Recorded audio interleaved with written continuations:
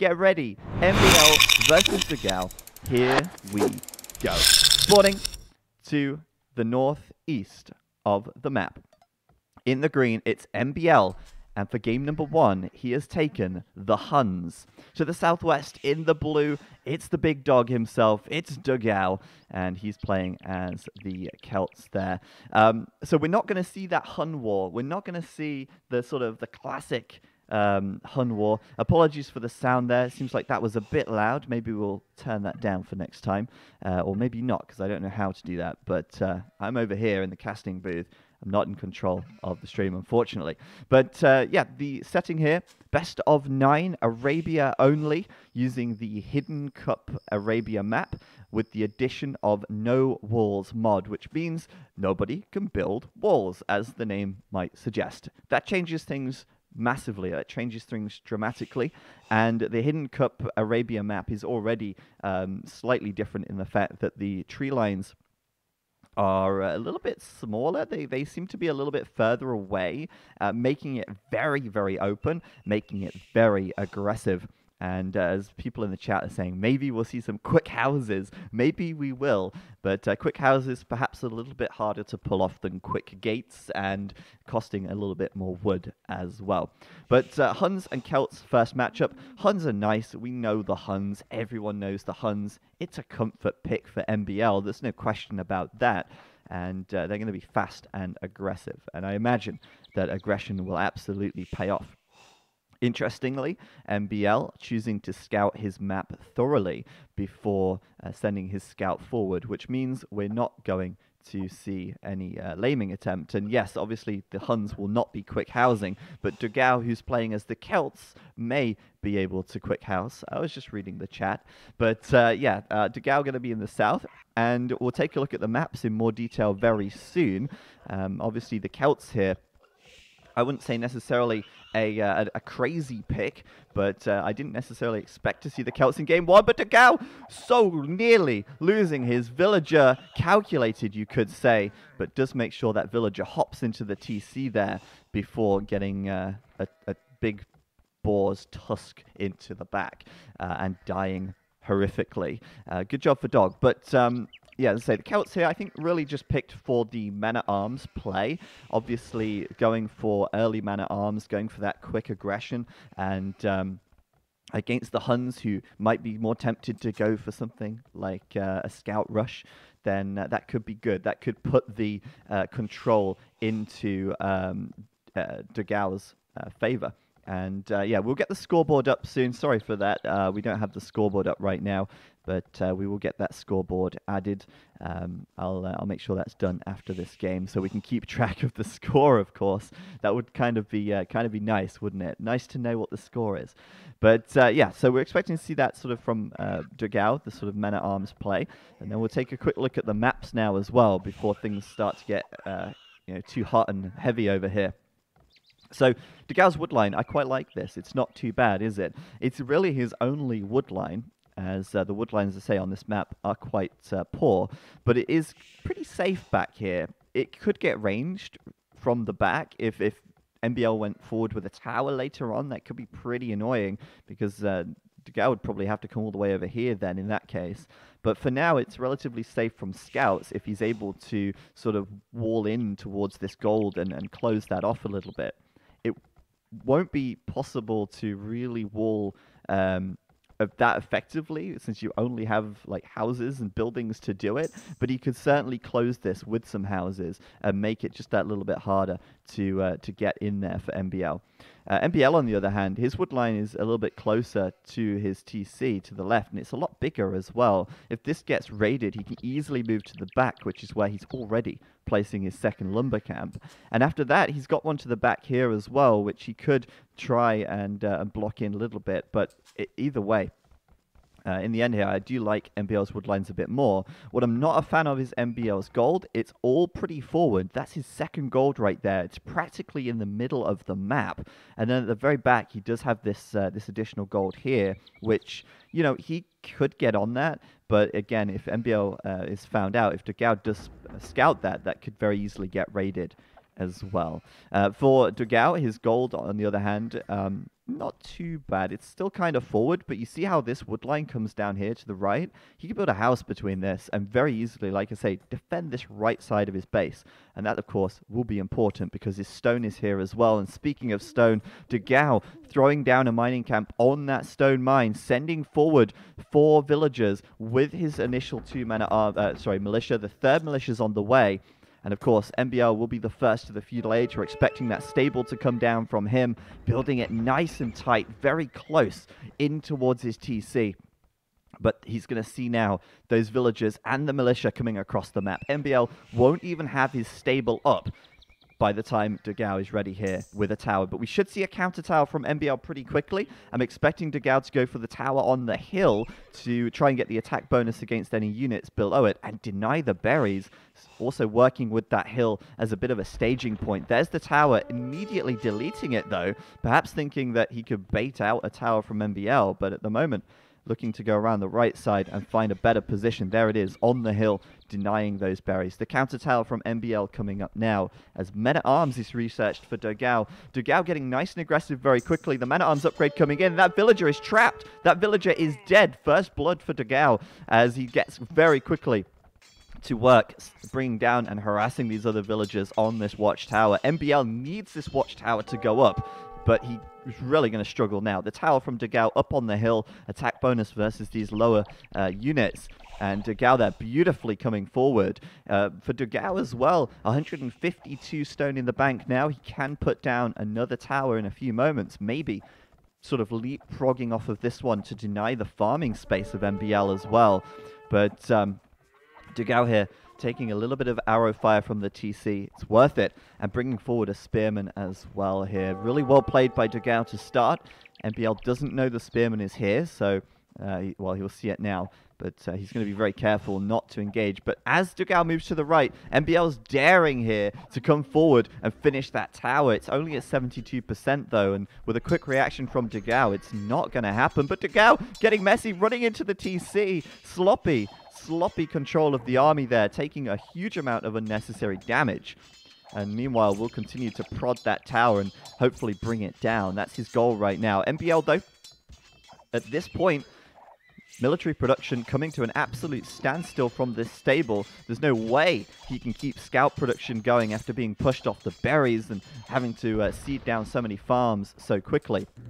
He's now instead switching into an archery range, preparing a couple of skirms, and he'll follow up with an archer here. The archer and skirms, of course, will be a little bit more effective at taking down these men-at-arms, and he's going to bring the villagers in as well. There's enough low men-at-arms here. MbL feeling confident to take this fight with the vills, bringing in the scouts. He's got the skirms at the back. If he can focus down the spearmen, he can send the scouts in, but the villagers are getting kind of low here as well. One goes down on the right side, the one on the left is standing idle, and MbL can't quite take the fight he wants, but he does at least prevent that watchtower from going up and prevents that tower creep, which Dogao is going to be looking for over the course of the game, if he can get that tower up, of course.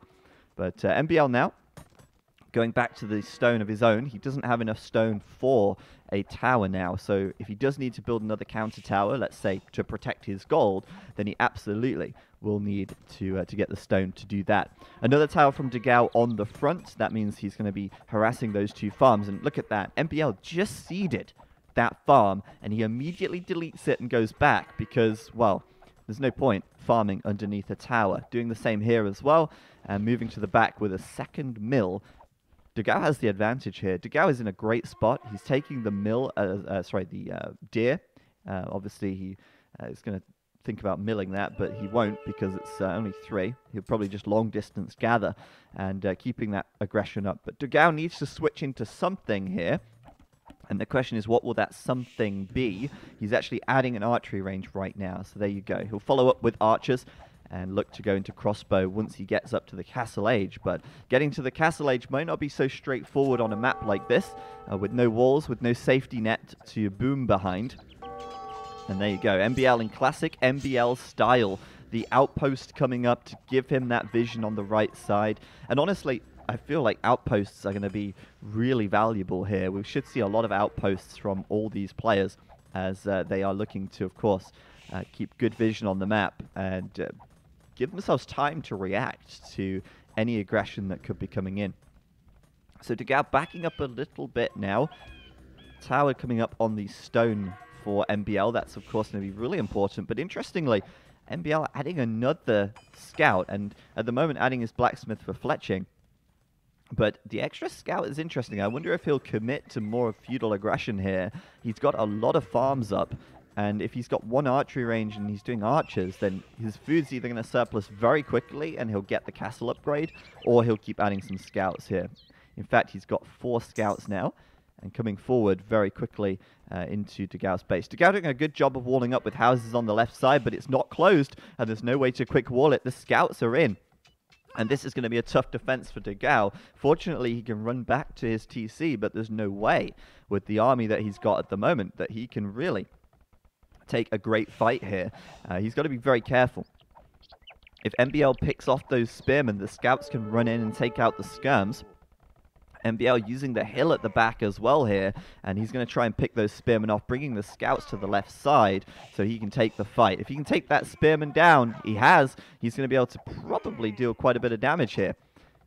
Dogao doesn't actually have fletching either, which is making things quite awkward, and he's being denied the farms on the left side as well. But MbL is actually going to get trapped in here. He's got the house wall coming up on the front, and that's going to basically trap him in the back. It's okay, but MbL might end up losing everything if Dogao has just a little bit more time to make a few more units and poke and prod over at MbL's army. At the very least, though, this is buying MbL some time. He did stop the scout production, and he will transition up to the Castle Age very soon, while Dogao, after a fantastic start, is looking to be very far behind in that Castle Age upgrade. And this is a problem for Dogao, as getting behind in that Castle Age upgrade is pretty bad. You really don't want to be too late to castle when you can't wall up properly. With that said, though, he's walling quite well with the means that he has. Still prodding away at MbL's army, and should be able to actually clean this up, like I say. The scouts are awkward, but he can always retreat back to the safety of his TC. With fletching now done, he's got a little bit more range to work with as well. There you go. MbL up to the Castle Age. The spearman coming in. He's going to get those skirmishers cornered.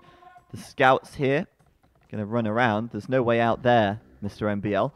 But MbL's fine with this. He's okay with this, actually. He'll run out with the scouts, see what else he can see what else he can find.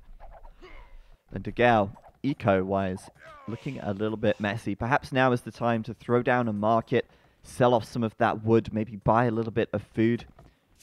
Maybe throw down a few more farms as well. But that Castle Age upgrade is going to be critical. And honestly, right now, this could be the beginning of the end for Dogao already if his Castle Age time is delayed too long. MbL already 50% of the way up. And like I say, things are going to get quite scary here. He's got quite a good number of archers out as well, actually. He'll obviously upgrade those into crossbow. And after that, probably upgrade or continue making cavalry archers, the Huns usually do. And I think Dogao here was really thinking, with the Celts at least, get that early aggression, take that early advantage, which he did, but then he wasn't able to really follow through with it. He wasn't able to keep it up. MbL did defend it very, very well, and as a result now, MbL up to the Castle Age. And Dogao going forward with 4 villagers, this is very risky. He does have a lot of skirms, though, so, he's at least got a counter unit to the crossbow that MbL is going to be, I presume, upgrading here. There it is. And we'll probably see cav archers as well, I imagine, fairly soon. There's the market for Dogao, though. We'll probably see a little bit of shuffling around. He can nearly click up to the Castle Age. He's going to do it now by buying some food, but it's significantly later. And those villagers on the front are also now exposed. The crossbows, of course, coming in. And, well, MbL split his army up quite a lot here. He's really splitting them far and wide. He's got a group on the right side to range that wood line. As I said before, this is a great spot for MbL. And it could be so easily defended if Dogao walled this right side with a house. But at the moment, he's lost a villager over here on the front. MbL going forward to try and range the farms.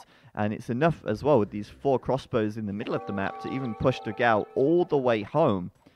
Dogao right now, though, 2 villagers behind. It's not that bad. By the time he reaches castle, though, it's going to be more like 5.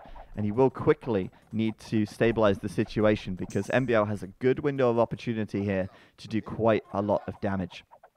Dogao, though, getting that +1 defense upgrade from the blacksmith, giving his skirmishers just a little bit of tankiness, but in come the knights from MbL. Obviously, full skirms does lend itself to going into knights as an opponent to that. And that's awkward. I wonder if MbL, though, he's still on stone at the back. I thought maybe he was thinking about a castle drop, but he's just gone up to 3 TCs. While on the front, the knights are getting in, they're raiding. They're not too bothered by the towers, it seems, but Dogao will be able to retreat back here and even get some jabs in with the spearmen as well. Dogao's life could probably be made a lot easier if he's able to close this right side off. I really think that would be key. But yeah, on the left side, MbL still trying to raid. On the right side, perhaps getting caught out a little bit, as Dogao is now in the castle age, and Elite Skirmisher Bodkin Arrow is coming in. And I think Dogao's not too scared of the knights at the moment, although maybe he should be concerned, as they're able to do so much damage. It's insane. Where's that Elite Skirmisher upgrade, Dogao? He needs it 3 minutes ago. But should be able to turn this around on the right side, at least, for now. Meanwhile, on the left side, still getting ranged, and wow, look at that villager deficit right there. He's 15 villagers down. Ouch. Dogao getting that 2nd and 3rd TC up as quickly as he can, but MbL already with a significant villager lead, already adding the 3 TCs 5 minutes ago, and Dogao here falling behind rapidly. I think he can still pull this back. He's not in a no-win situation. Look at the KD, for example. It's 23 to 25. But the resources gathered for MbL, it's a little bit more. Just a wee bit more.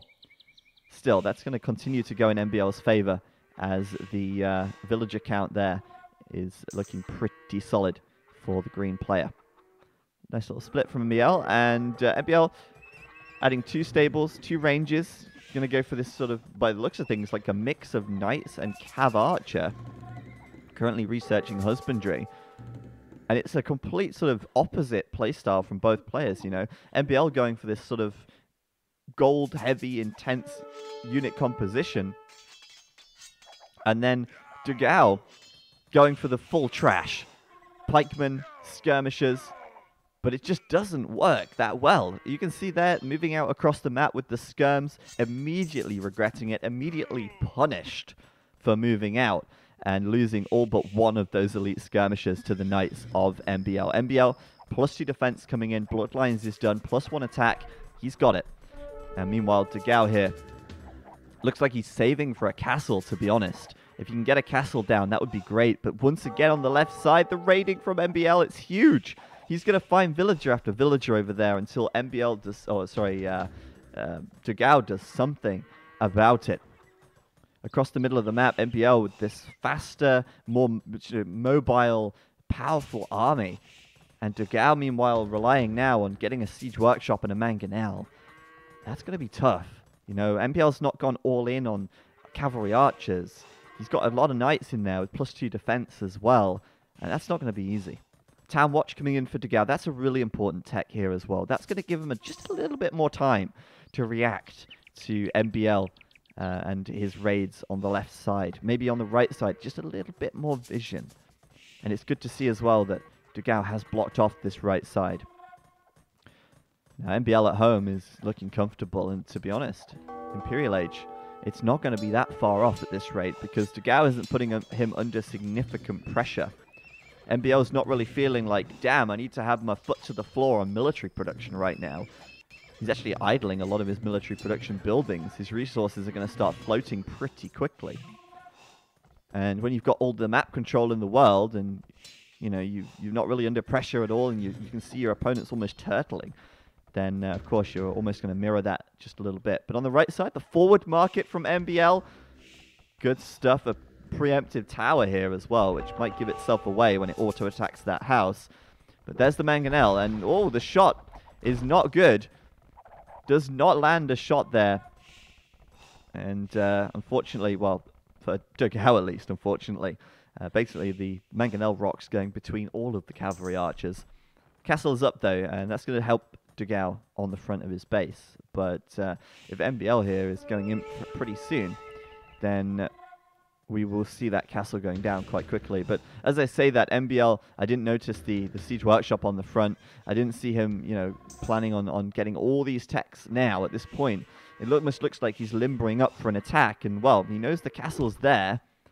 So he's obviously aware that he cannot push in from this direction at the moment. But what he can do is range this TC. He's got the hill advantage. Here comes Dogao on the top side. Celts obviously have great siege, but uphill is still an uphill battle. Uphill is uphill. And wow, big hit there from Dogao. He's going to take down those villagers instantly, but can he get up the hill? It's going to be so tough. MbL outnumbers him 4-3 on mangonels. He's got knights, he's got cav archers, fully upgraded cav archers. And that TC is going down faster than Dogao is ever going to get the repairs on it. It's gone. It's done. And plan B might be in order here for Dogao. Imperial Age coming in for MbL as well. As I say, wasn't going to be that far off, was it? And Dogao, meanwhile, well, he might be committed to the Castle Age for some time here because he's just not got the gold at the moment. And it's going to be very difficult to push out and get these extra gold piles here. He's going to go for it. He's building a TC on that northwest side. But oh boy, there's 4 crossbow right there waiting to catch those villagers that are going in that direction. Meanwhile, over on the right side, MbL pushing in with 5 mangonels. If only he wasn't the Huns, right? If only he could upgrade these to Onager when he reaches the Imperial Age. Not going to happen. Dogao, though, will certainly try his best. And oh, the Dukes! The Dukes! He gets a 2-for-0! Really nicely done. Celt faster firing siege coming into its own right there. And it looks like Dogao desperately wants another castle as well. If he can get that, he'll be pleased. Oh boy. Oh boy. Oh no, the pikes going into the choke point. But the uphill shots from Dogao hitting their targets. He's going to take down by the looks of it all 3 of the mangonels, but he has to shoot this one. Oh my goodness. Oh no. And that might be GG right there because MbL has breached the wall. Dogao's lost all of his siege and all of his pikemen as well. And just like that, MbL looking strong. And as I say that, we also have a little pause in the game. I don't know what that pause is for. I don't know if that's Dogao sort of assessing whether or not he should play on. I doubt it. But there is a pause. It's not a GG just yet. However, that game, or this game, going to snowball out of control very quickly. Imperial Age is probably the GG moment if it even gets that far. We will see. Now, as far as this matchup is concerned, I do think that MbL, you know, has that civ advantage. Huns, Celts, you know, he has a kind of civ advantage there. But at the same time, the Celts, they needed to do that early damage. They needed to get in there. And that's exactly what Dogao did. But unfortunately, he wasn't able to do enough damage. He wasn't able to follow it up with it enough. And he just got overwhelmed by the Huns. And there you go. The stream has ended. So that is the GG from Dogao. I can only assume, making it a 1-0 to MbL after game 1. So strong performance from MbL in game 1. Obviously, a very aggressive start from Dogao. Like I said, he wasn't able to follow that up. He wasn't able to do quite enough damage there. And, well, actually, according to MbL, Dogao actually dropped. So it wasn't a GG necessarily. It was a drop. So we will be able to restore the game if Dogao wants to restore. So it's not GG yet. But we could probably assume it would be GG very soon. So we're going to back out of this game. And whoever's in the control booth can switch back to me for a moment. And we'll see if we can... there we go. We can see if we can get that going. Ah, there you go. Look at that. Bets on the screen. Don't do that just yet because there was a drop. So we're going to see what's going to happen next. We don't know if Dogao wants to restore or he'll go to game 2. And meanwhile, I'll say thank you to the subs. Till, thank you for the gift sub to Scarface. That's 5 months. And Tringa, thank you for the 12 months. That's 1 year anniversary, baby. Tringa, I'm just here for AoE Robot and Ham, maybe. Kipo. Feels bad, man. You didn't not here for me? All right, then. Well, we'll make sure we get Ham to cast this next time. Just for you, Tringa. Just for you. Badrang gifted a sub to Paterna as well. Thank you for that, Badrang. And welcome to the Escapees, Paterna. Yeah, Dogao saying it's over. So it's going to be a 1-0 victory there. MbL will take the win.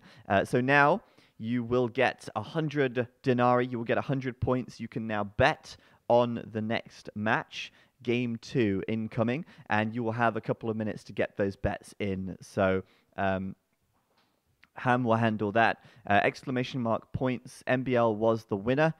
And we will be giving everybody 100 points to bet on game number 2. As I say, the person with the most points at the end of the stream will win a Steam game of their choice up to $50. So make sure you take part in that, and make sure you stick around for each game to get your bets in as well. Thank you, Badrang, as well, for the second gift sub today. Blue Strawberry, welcome to the Escapees. Thank you, Badrang, for the support. So there you go, 100 points will be given to everyone in the chat. Everybody now has 100 denarii.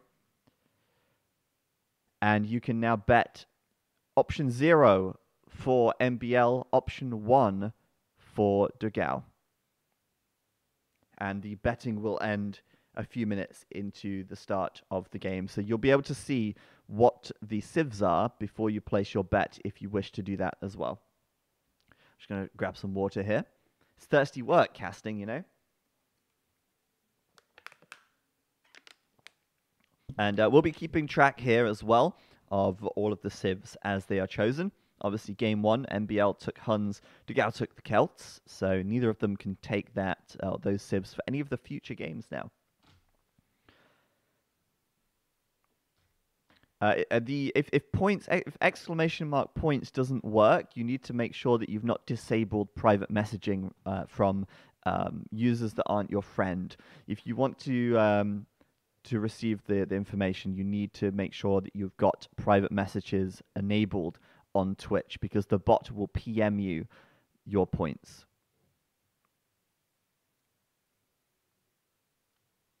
Ah, interesting. Well, apparently it's not working anymore, so well, they'll figure it out. The guys in the office, they've got good heads on their shoulders. They'll give it a good thunk and figure it out. But right, we're in here with game number 2. Welcome back, everybody. Game number 2, MbL versus Dogao. Best of 9 show match here on Escape TV for $150. That's right. And it's a winner takes all as well. So we're going into game 2. Obviously, game 1, we saw quite a quick game. It was quite a dominant performance from MbL after what looked like a very strong start from Dogao. Game 2, however, we'll see different civs. And in fact, it's going to be a non-mirror match once again. MbL to the north in the green. He's taken the Chinese this time. And down to the south in the blue, it's Dogao with the Malians.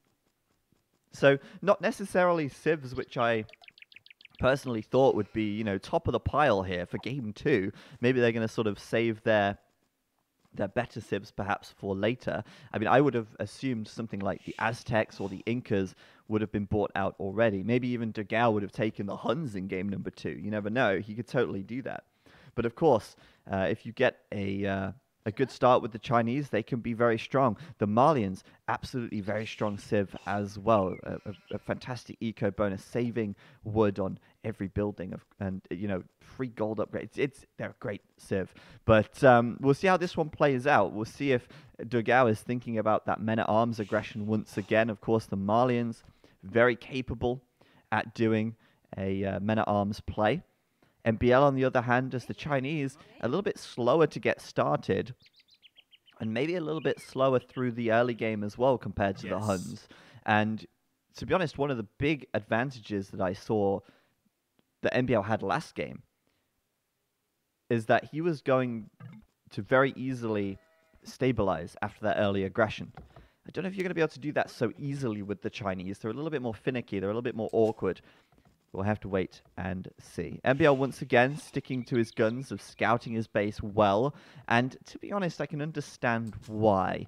If you send your scout forward and you lose your scout, then it's so bad. It's so bad for you. If you're trying to lane and you've not scouted your own base first on a map like this with no walls, it's really rough. You don't know where you're going to be open. You don't know necessarily where all your resources are going to be. It's a big risk. And obviously the reward could be a tasty boar, but I think the downsides of screwing up here are much greater on this map and with no walls than in a regular game. So Dogao at the south, looks like he's moving forward now, actually. In fact, I can see his scout there on the front. And it looks like he's done a good job of scouting himself. But he also, I think he just saw the... No, he didn't. He didn't actually scout the boar of MbL. He's going to run into MbL's scout. MbL gets the first hit, which is nice. I'm wondering, has MbL found his boar? Yeah, he has. It's quite far forward, actually. That could be a potentially lameable boar, but with MbL giving Dogao's scout a couple of quick bashes here, I doubt that Dogao will be looking to steal that anytime soon, and, well, MbL's bringing it in anyway. Dogao's second boar coming in as well. Both players looking pretty good right now, and it seems to me like MbL's had a pretty solid start here. He's got about a villager and a half lead. And keep in mind, Dogao also does not have Loom. So it's 17 villas for MbL, 16 for Dogao, 18 now to 17. So it's really close. It's about one villager, but then Dogao doesn't have Loom. So once he does that, we can presume MbL will be 2 villagers ahead. So he did get a good start. That's confirmed. And that is good news for MbL. If you're an MbL fan, if you put your bets on MbL, it could be strong. But there's the barracks, the early barracks. That's pretty quick, actually, for Dogao, and his first militia is being queued now as well. He's going to be force-dropping villagers here just to queue his second militia because of how quickly he's doing this, and keeping those militia in queue. Again, looking for the early aggression, it seems. This time, though, MbL's map, it's never a good map, right? You can never look at these maps and say, yeah, that's a great map. They're always pretty rough, especially if you can't wall them up. But his gold is a little bit... It's forward, right? But if he can... It's not like it's at the bottom of the hill. It's on top of the hill here. So it's not as bad as last game. The big problem I'm seeing here is that MbL's stone is forward. And that's his main stone right there, right out in the open. And if Dogao can sort of prevent MbL getting on stone and follow this up with a tower or something, that could be great. But it doesn't look like he's interested in following this up with a tower, because this is more of a classic drush. This isn't a fast feudal men-at-arms play. This is a classic, fast as you like, militia drush. And I kind of like that from him. It's a slightly different approach. He's going to go around the back now. The first thing he's going to go for, by the looks, will be the berries here, keeping his scout close by, and in he goes. MbL immediately sees it, immediately brings some villagers to fight. It looks like Dogao's going to sacrifice his scout here, but he does pick a villager. All 3 men militia survive, and if he can deny those berries, then again, great news for Dogao. Similar to last game, off to a strong start, and he knows that this time around, he should have a little bit of an easier time, a little bit maybe of a better time, actually following up with something. MbL going into scouts, stable coming up for him. And again, like last game, if you get denied your berries and you're going scouts, then that kind of hurts. Unfortunately, for Dogao here, that berry patch right there is actually kind of in range of the TC. He can't really attack that, so he's going to move down toward the wood line. Good scouting from Dogao has obviously paid off, and he's going to find, well, maybe another villager here, actually. It looks like he'll take that. Oh, no, he's going to go back. He doesn't want to lose the militia, but, oh boy, I think if he stuck in there, he absolutely could have followed that up and got a villager kill, but instead, adding an extra militia and coming forward with the vills now. Maybe we'll see a tower here to get onto that wood line. Coming in once again, hill bonus for Dogao, retreating away, hitting and running, being a nuisance.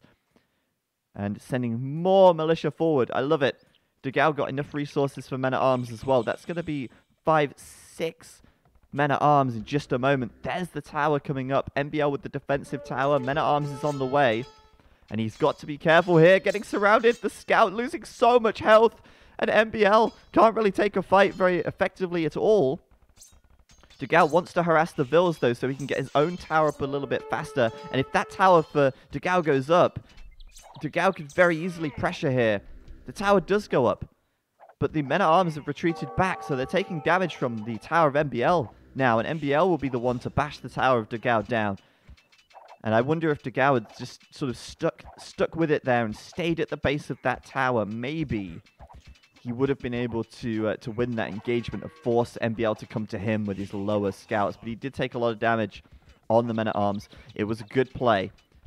And Dogao at this point still 2 villagers behind, which is the crazy part. That Chinese start looking so good, but looks like MbL wants to do something about that. He's bringing all of his villagers forward here. He may end up losing one, but the men-at-arms are getting pretty low. And the 3 villagers of Dogao are sort of like in enemy territory right here, or 4 villagers even. Dangerous times, but a lot of idle time for MbL. So it looks pretty good. MbL losing a lot of villager time, but it looks like ultimately Dogao will lose the villagers. He'll take down as much as he can. He'll go out fighting, but he will lose all of this here. And obviously MbL will be able to immediately counterattack now. I just wonder if Dogao did enough there. It's 11 kills to 3 deaths. Dogao 5 villagers behind. What's plan B? I don't know if there is a plan B. The forward spearmen never made it to the fight. And there go the scouts across the map in just a second. MbL transitioning into an archery range, of course. And looking now to see if he can find some villager kills as well. At the moment, though, doesn't actually have any information about Dogao at all. But yeah, in the end, that worked out great for MbL. It looks like, again, Dogao had great potential to do damage. But I think his misplay, maybe I'm wrong on this, but I think maybe he could have stayed at the base of this tower. Because as soon as he retreated to his own tower, he brought his men-at-arms into the firing line of the watchtower here. And obviously that was garrisoned, so he lost a lot of health. But at that point, he had the health advantage, he had the military advantage over MbL. If he maybe stuck at the defense of the bottom of the tower, he could have preserved his men-at-arms and forced MbL to take the fight at his tower, where his own tower would have been doing damage. So I think maybe Dogao could have played that a little differently. Now, though, Dogao switching into some scouts, and, well, he's just behind. House wall there. Gonna build that up now, and looks like Dogao with the spears should be fine. And, you know, transitioning into scouts now, it is a little bit later than MbL, but it's not terrible. If MbL is going into archers, then a lot of scouts from Dogao could be good. And obviously, you know, there's this misconception a lot of the time that, well, if you make scouts, you're never going to have any food. Well, no, you're going to seed a lot of farms, so you'll still get that food surplus. In fact, he's mining quite a lot of gold as well, so at the moment, I'm wondering if he'll eventually build a market and buy some food to go castle later on. But for now, scouts aren't necessarily a bad idea for Dogao. Getting housed, however, that's a bad idea. If he'd have just finished this house with this gold miner, he wouldn't have this problem. But, I mean, that's the irony of being housed, right? When you're using houses to wall with, but not actually building them. You shouldn't be housed, should you, really? You shouldn't. But anyway, he's going to push out with his scouts, see what he can find. And it looks like MbL's added some spears as well. His scouting information, giving him full line of sight over that stable. He knows that he's going for scouts. And of course, MbL here looking to push that advantage, coming forward with archers, spearmen, bringing his army together.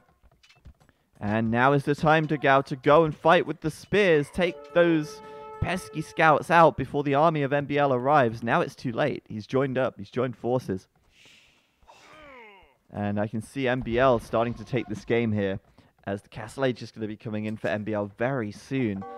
Dogao will be up to castle in a reasonable time, but it's not going to be anything close to MbL. And not only that, he's also under a lot of pressure. 5 villagers behind. And that's assuming that MbL doesn't have wheelbarrow. But yeah, coming in now, taking huge damage from the spearman at the back.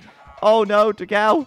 He's trying to kill the archers, but the spearman doing all the damage. He'll hop into the tower now. 7 villagers behind.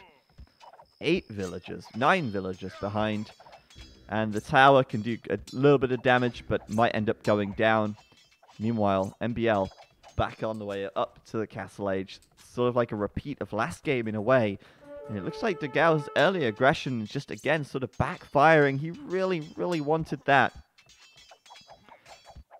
But it just wasn't able to get it again. And, well, with all of that wood now being denied, it's getting rough. I do think, though, a market, buying some food, he might not even need to buy the food necessarily, could be good for the big dog. He just needs to buy time, because once MbL reaches castle, he's going to have a big advantage. There you go. Villagers coming in to save the day. The spearman's now getting cleaned up. And MbL is going to be coming under fire from some more scouts. But as I say, the castle age is coming in. So, for Dogao now, what's he got to do? I mean, in a normal game, you'd wall up, right? But you can't do that here. What is he going to do? Well, he's going to click castle. We know that much. And it seems like MbL is committed now to going into crossbow. So knights, once he reaches the castle age, might be on the cards. He's adding a blacksmith. Oh no, he doesn't have a second feudal age building. Oh, rip. But maybe we'll see a siege workshop. Maybe we'll see a mangonel, similar to last game, going for that sort of mangonel defense. Meanwhile, MbL is already doing a university. And it looks like we're going to see that 1 TC aggression from him. He did make the tower, remember, and he's not mined any stones since it's forward. So 1 TC aggression it is. But never mind. GG is called from Dogao. Quick game from the big dog. And again, it's kind of like a repeat of the last game. I think Dogao, he's trying for that early game aggression, but MbL is defending it so well. Dogao may be making a misplay or two by, you know, sitting under the tower, but oh my goodness, the game's already starting. Sorry, I had to back out of that because I don't want to end up missing the start of the next one.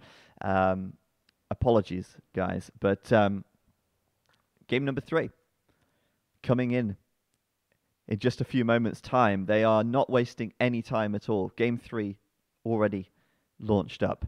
And if you guys want to bet, now is the time to do it. Exclamation mark points. And you will be PM'd by the bot how many points you have. Exclamation mark bet 0 for MbL, 1 for Dogao, and then the number of points that you would like to bet. And there's the information on the screen right about there. Oh, wait, no, I'll do it like this. Wait, what? There. It's there. It's mirrored. It's backwards, but it's there. Everybody in the chat will get points now. They'll be rewarded points. And they will be given 100 points as well. So while that's happening, we will... There you go. You're all being credited 100 points now. So everybody has now got 100 points. If you haven't bet them already, now is the time to do it. Exclamation mark bet. Just like this says here. MbL 0, Dogao 1, and X, the number of points you would like to bet. We're already going into game number 3, though. And we'll get that one started up right now. Let's go. Welcome back, everybody. Best of 9 show match here between MbL and Dogao. A 2-0 lead for MbL, however, looking good for the Norwegian player who has spawned down in the south in the green as the Franks here. Up to the northwest, we have, northeast even, that's Dogao. He's in the blue. This time, taken the Slavs. So again, non-mirror civs. We've not seen Dogao picking up the Huns. We've not seen him picking up the Chinese. He's entitled to do so. And Franks versus Slavs. That's going to be a good. This is going to be a great match. I really love both of these civs, and it looks like we're going to see a more sort of traditional, perhaps a more traditional play. First 2 games, we've seen Dogao going forward very aggressively. He took Celts in game 1, he took Malians in game 2, and Slavs now for game 3. We could see him going forward with men-at-arms. but I do think more traditional style play, perhaps with scouts as an opening, could be strong. Although, you also have to keep in mind the Franks. The Franks, the extra health on the scout gives them a very strong scout rush until Bloodlines is researched, and then their scouts actually become weaker than the scouts with Bloodlines. However, initially they definitely have the advantage. That means stay clear of that scout, otherwise you will end up losing your own scout in the early game. But opening with scouts, very, very common, very popular for the Franks, and I think that MbL will be going down that route. I think that's more than expected from MbL. But looks like Dogao here with the slabs. He's got some options. He could go forward, men at arms, like last game. I mean, he's almost like he's determined to make this work. It's like he's really, really determined. He's like, well, it didn't work out with the Celts. Maybe I can go with the Malians. Maybe that will work. Didn't quite work out with the Malians. I guess we could try the Slavs. Let's go with the Slavs. Maybe this time it'll work out. Well, we'll see. We'll see if it's men-at-arms. We'll see if it's a Drush. We'll see if he goes straight into scouts with some spearmen for support. Either way, we'll take a look at the map, because if Dogao does go forward, what is he going to be faced with? Well, MbL's map this time kind of looks a little bit better. He's got this wood line at the front, which means that the front of his base is pretty secured, actually. It could get ranged from a tower here or here if Dogao does add towers as well. But the map itself is pretty good, you know, stone in the back, gold in the back. And like I said before, you're never going to see one of these maps and think, oh yeah, that's a good map. No, that doesn't happen.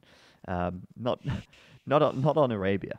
But this is certainly a better map. And you know, you can see MbL's got his wood line at the back here. His berries are forward but protected by the wood. His gold and stone is toward the back too. And that's pretty good for MbL when it comes to defending from an early aggression. Dogao, on the other hand, his map, again, has got this forward wood line, which, you know, it's a blessing and a curse. It's a blessing because it blocks off the front of your base and makes a nice sort of choke point on the right and an area on the left to focus on. But at the same time, could be towered, could be ranged. And his gold and stone this time a little bit further forward. In fact, Dogao has nothing in the back except for his berries. Though I do think the big dog will want to be more aggressive. And we will see.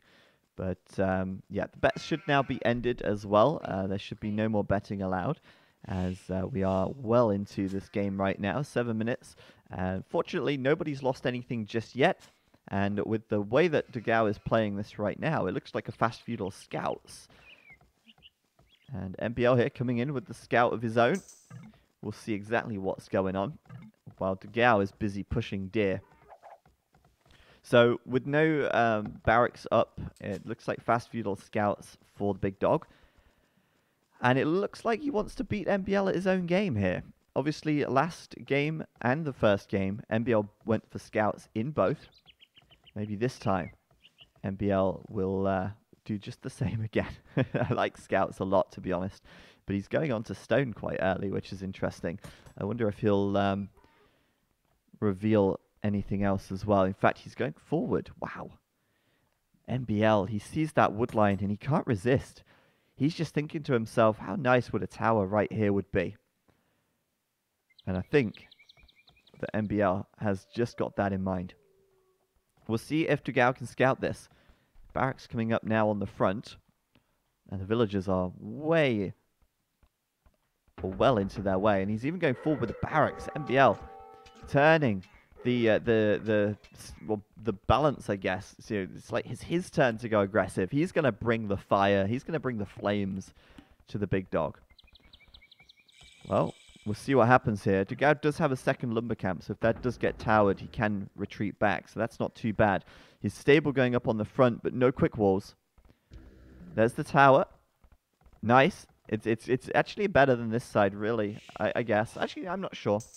I like this side more because it does still deny the stone, but at the same time, it's also harder for Dogao to get to because he's got to run around the right side, not the left. But yeah, that tower's well and truly going up right here as the stable for Dogao goes up as well. The spearmen here are going to be critical. They are really important.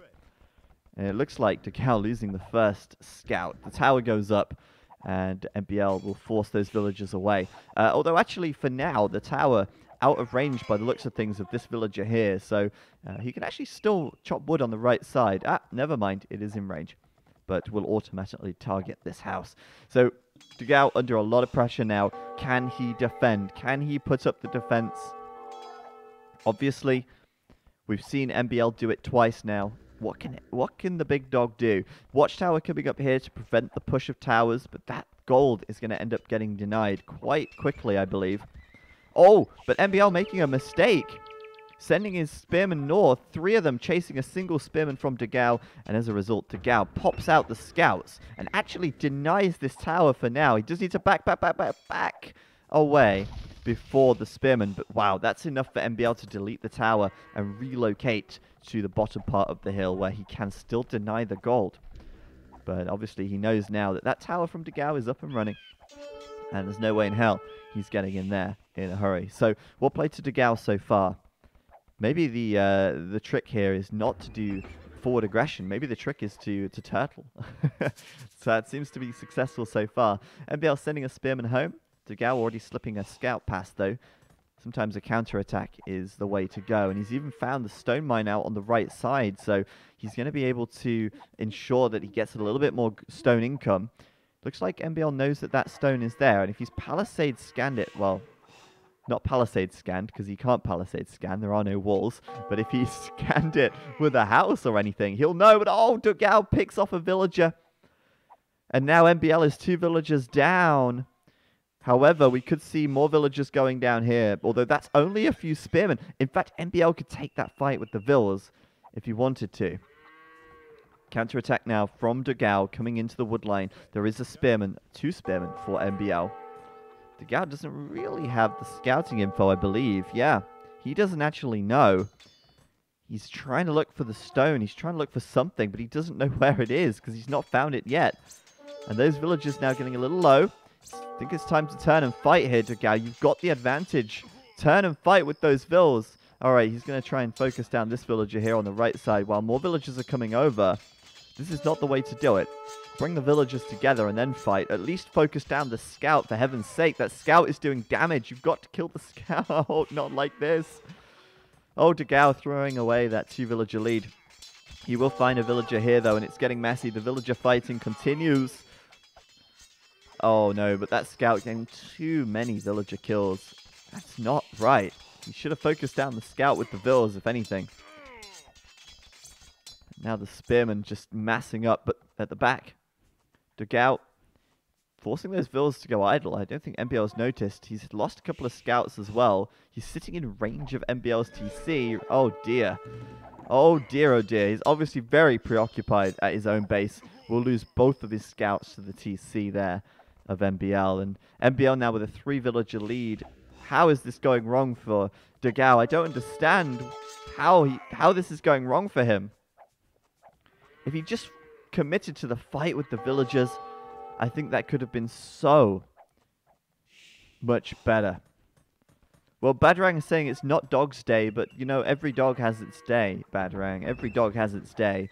Maybe not today, but it's not over yet. Dogao has a fighting spirit, and I'm sure he'll be able to bring his A game as the series goes on. He will find a villager, though. That's nice. We'll have to sacrifice. Oh, I was going to say, might have to sacrifice a scout there. That's a lot of spears from MbL. It's almost just begging Dogao to go into an archery range, and that is exactly what he's done. Stationing some skirms out on the right-hand side. Thank you. Big shout out to Hamiel, by the way. Hamiel is managing the bets, and he bought me a cup of tea. What a top lad. Well, there you go. Dogao pushing out now, looking to see what he can find. Now, Dogao's lost a lot of units. Admittedly, he's lost a lot of units. But he's going to find some villager kills. Those spearmen do not have the maneuverability of a fast and furious scout cavalry. And as a result, he can still find some opportunities inside of MbL's base. He's going to get to the back. He's going to find... Oh, he's going to find another village. Commit, commit, commit. Get it and get out. Dogao evening the score Look at the difference in villas now. It's a 4-villager lead for Dogao. Dogao, however, I believe does not have the wheelbarrow upgrade. I will check that. I'm trying to check that. I'll see now. 9, 10. Yep, he doesn't have wheelbarrow, so they're even. They're dead even. And he gets another villager.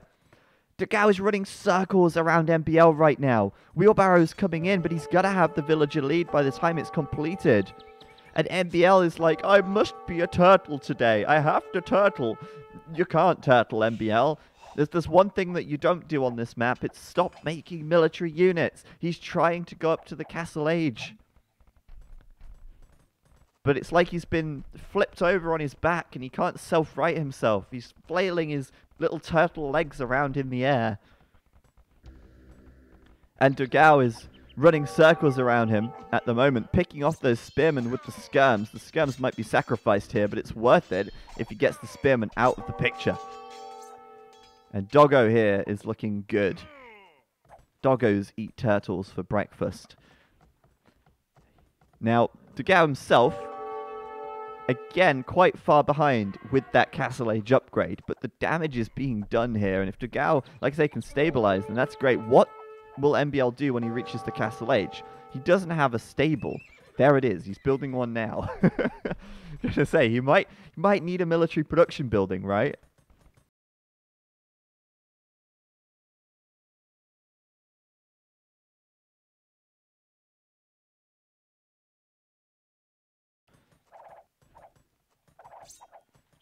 But unfortunately for Dogao, Castle Age timing could be critical. It could be pivotal.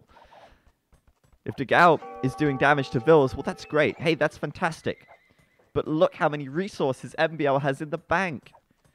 MbL can train a lot of knights as soon as he reaches the Castle Age here. And Dogao, again, is going to have a small window of opportunity to do damage now before the tables are turned. And MbL comes right back at him with some of those Frank Jinetes.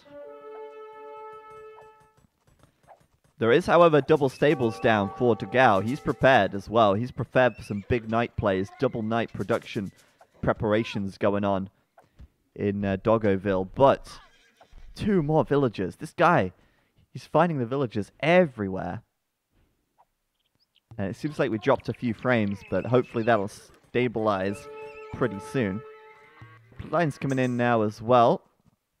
And MbL here already has bloodlines, of course. He's the Franks. But huge commitment now to gold, huge commitment to food. And MbL is on the night train. Hopping into that tower, protecting the villas. Trying to do what he can. The night train has left the station. MbL moving out across the map. Or he was moving out across the map. There he is. But do you know what? Do you know what? MbL is having a bit of trouble here. There's trouble brewing. Why? Because, well, Dogao's walled. On a map with no walls. How does that work? Well, he built a lot of houses. That's how that works.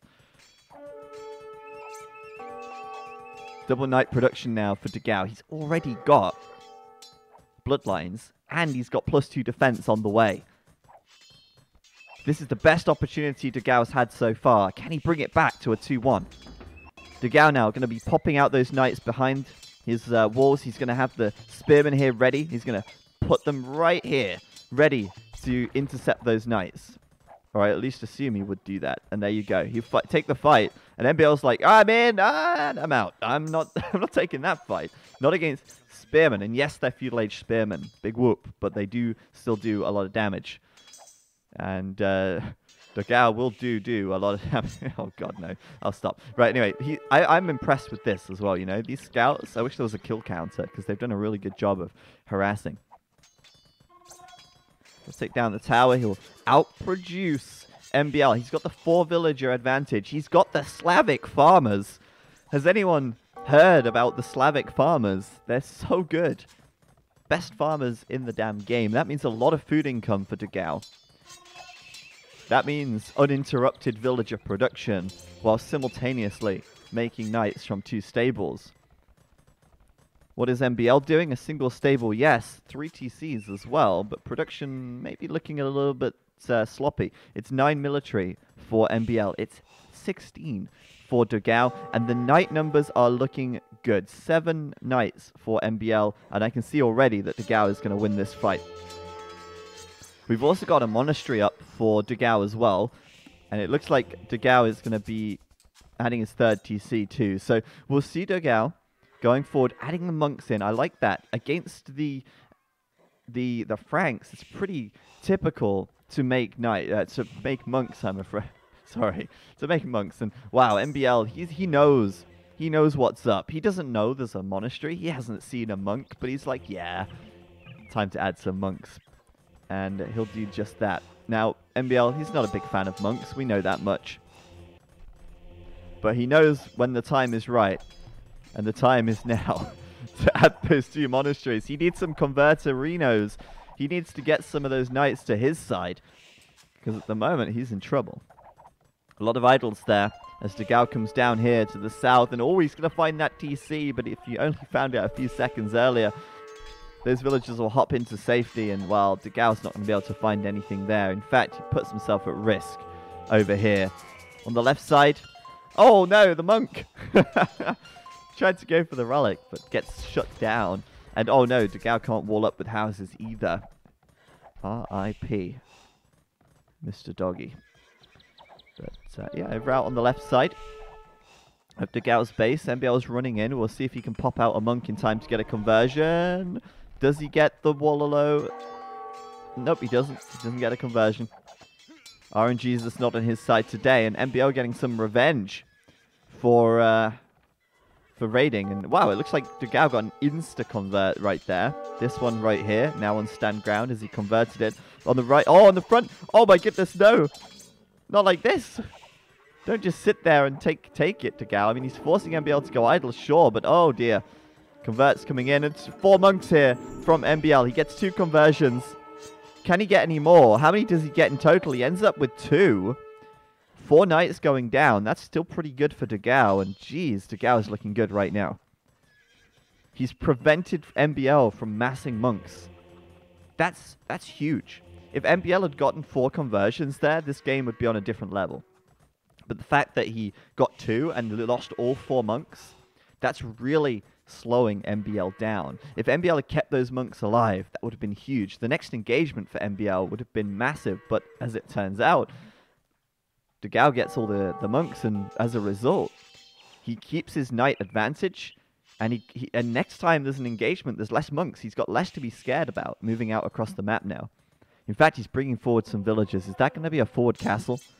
No, it's just a mining camp. A man can hope, a man can dream. He's also switching into pikes as well.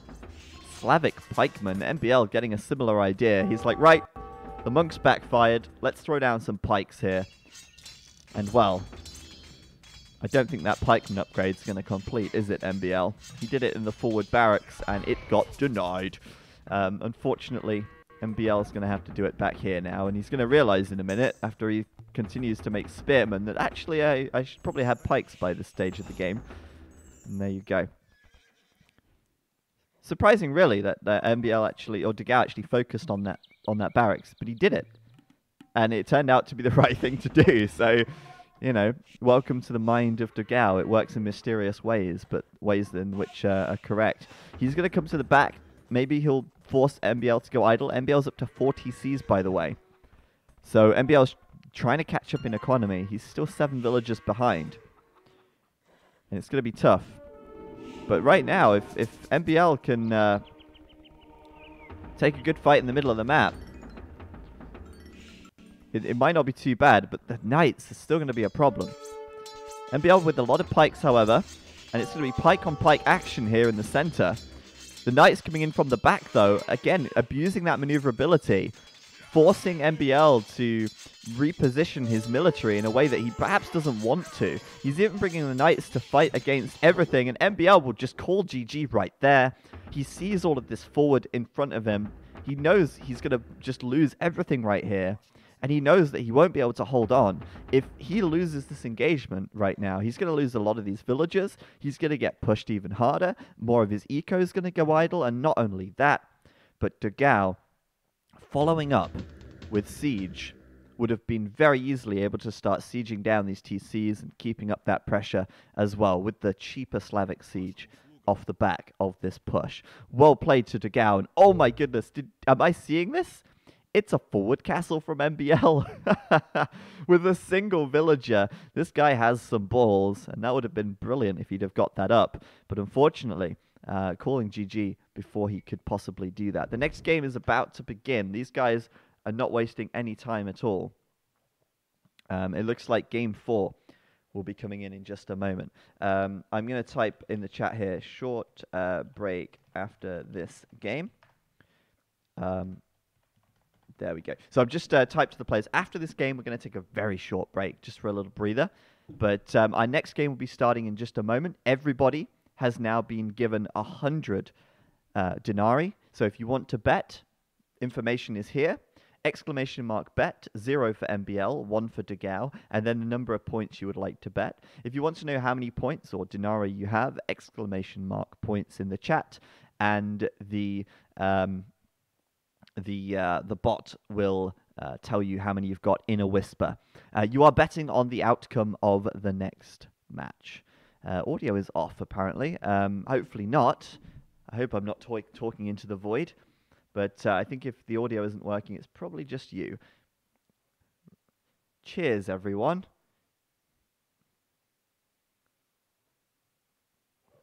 Audio is fine.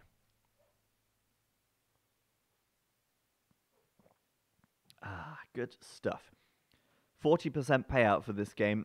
By the way, the winner of the betting gets a choice of game on Steam. You can pick any game on Steam. We will buy it for you up to the value of $50. So make sure you get those bets in.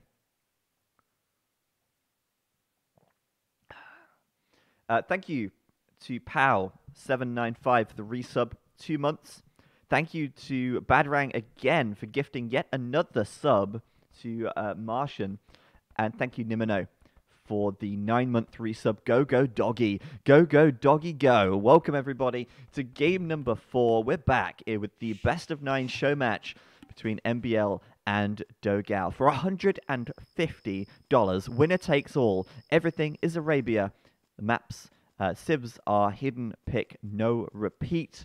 So you might be wondering, well, why is it Slavs and Chinese? Haven't we had those civs already? Well, yes, we have.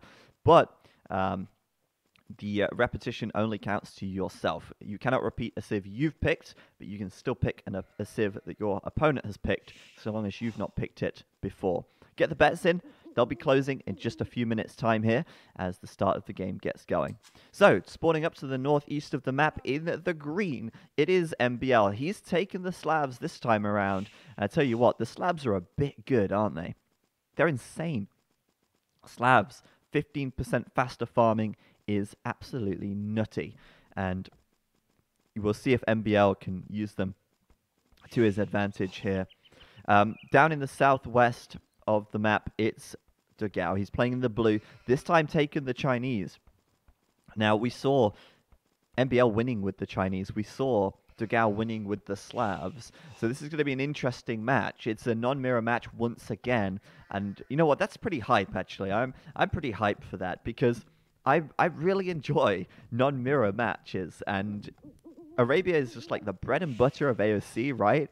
But seeing all these non-mirror matches, it's so cool, and I just love where the balance of the game is at right now. I love it all. I'm just excited. I'm happy to be here. I'm really glad to be able to host this, and I'm glad to say that we're going to be doing this every Friday as well with different players and continuing to keep the hype rolling. So Dogao here taking his first ball, and we said before the Chinese, you know, a little bit of a slower civ. But if they have a good start, they can certainly transition into the feudal age with a good number of villagers. And it looks like Dogao, at this point, will have a 2-villager lead over MbL. About maybe more like a 1.5 villager lead. MbL, of course, does not have Loom, but Dogao is ahead by about half a villager in production. and does have loom. So it's about 1.5 villager advantage for Dogao. In the early game, it's not going to add up to be too much, but as the game goes by, hey, that one villager will start to add a bit more resource to the bank, and maybe, just maybe, will make all the difference in the long run. We don't know. We have no way to say, as a spectator, if one villager is the reason why a player won, but it certainly helps. We can say that much for certain. Let's take a look at the maps. Looks like MbL then has a lot of his gold to the north of his TC. It's not really behind his TC. It's kind of to the side, because it's not like the players are positioned north and south. They're positioned northeast and southwest. So MbL's gold, it's not the best, really. It's very exposed here. His main gold, second gold, his third gold's miles away. His stone is forward. His second stone's halfway across the bloody map. So MbL is not in for a good time when it comes to A, walling, and B, getting his important resources this game. What he has got in the back is the berries. Oh, well, that's great. And a wood line, which isn't too bad either. But as far as the golden stone goes, well, things not looking too good right there. On the other side of the map, Dogao, he's got a back gold. Look at this. Dogao, blessed with a decent map for a change. He's had some rough maps so far, but that gold back there is pretty tasty. That's always plan B. Plan A, well, plan A doesn't look too good, actually. His main gold, it's awkward. He can't saturate it because the wood line is blocking, so he has to build the mining camp on this side, and then the villagers are on a hill, which means anything on the top is going to have an attack bonus attacking them as they run away to the safety of the TC. That is pretty ugly. In fact, that's, I'd go as far as to say, the worst gold I've seen in this best of 9 show match so far. His other gold here, not too bad. If Dogao can sort of house wall a bit, then securing the left side might be okay. Maybe he house walls out here and, you know, forces MbL to go all the way around. Might not be too bad. But for now, houses placed sort of sporadically around. No method to the madness of MbL. Sorry, Dogao. MbL's houses already starting to form a bit of a wall, actually. And I like MbL's house placement a lot more here. He's already started to think about that wall off toward the TC. And Dogao's, meanwhile, is like, yep, just stick it up over there. That's fine. You know, no thought process required. So MbL will be up to feudal. Dogao going up as well with 3 villagers more, but 30 seconds later. So he's got exactly a 2 villager advantage. And he's moving out to the right side. Is this going to be some kind of forward sneak? Or is he just thinking about walling with a building or something? At the moment, he's doing his barracks at the front. I'm just wondering what this villager's doing around here. It'd be quite easy to block this off, actually. A couple of houses or a blacksmith or a market or something. I do like his map a lot more than MbL's, that's for sure. MbL, meanwhile, straight into scouts. Seems like MbL really favoring the scout play on this map with these settings, and just in general. You know, we've seen him do this every single game so far. And the last game, Dogao, actually, the first time he went for scouts, he played pretty well. And he's also okay. Well, that's interesting. You know, I don't normally look at players' point of views too much, but I think he was missing his ball for a long time. He's only just got it. Now, it's not going to matter too much. He's got plenty of food in the bank, but maybe that's why he went up with a few extra vills here. He just didn't find his ball. Jeez. Well, now we know. Now we know. Scouts coming out for Dogao, and, well, MbL already has the advantage here with an extra scout on the field and a spearman coming forward. That villager is on the wrong side and might just be dead. MbL going forward, and, well, he just debated himself there, actually. Gonna have to go back now because of the spearman. He tried to get in front of the villager, and he did, but then he didn't block it, so the villager just ran straight back. Yeah, Dogao, it's all part of the plan, I'm sure, as at this point he doesn't have the food to keep making scouts, but he can at least keep making spears. Does need that food to be force dropped from the boar if he wants to queue more scouts here. Things getting a little awkward for the big dog. He's, however, going to move out to the right, look to raid, and that's what he kind of did last game as well, sort of going for the counter-aggression while sort of defending at home a little bit. But this time around, MbL's here in force. He's got a lot of spearmen, and oh dear, first blood of the game. Looks like we're going to see the... what? Villager dying. There we go. I was like, wow, that villager has to die, right? And then it got away with 1 HP. But meanwhile, scouts across the map, MbL... this time with a barracks at home, faster reinforcement for the defending spearmen, and isn't going to lose the villager so quickly here. But after last game, I'm very excited to see what Dogao can do with his scouts. He showed that he had some good control last game, and he sort of found his stride a little bit. So we'll see what he can do here, and if he can just deal with these spearmen.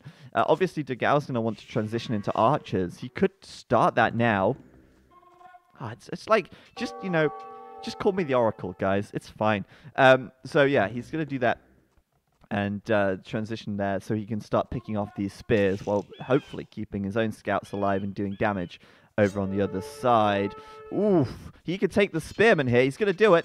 He's going to micro the scouts, please. But there you go. The mining camp there getting denied. I told you that was a bad mining camp for MbL. But yeah, the points, by the way, the whole point bot thing, the whole betting thing, it's really a trial at the moment. That's why it's only for today. We'll work on that for the future streams. And oh no, oh, MbL getting caught out. That could have been so bad. That could have been terrible. Dogao here, got to be very careful not to lose too many spears and keep those spearmen by the unprotected villagers. This villager looks like it's gonna be a dead one. There it is. But the scouts will get trapped, and, well, one scout will get trapped and go down. So a villager for a scout, a worthwhile trade. And now the archers are on the way. We could see Dogao successfully taking out these spears. They are annoying, aren't they? Spearmen. Who'd have them? Who'd have them? He's also split his scouts up as well here. There's so many spears from MbL. It's really difficult for him to find any damage. And he split his scouts. He's got 3 scouts in the middle of the map, doing very little at the moment.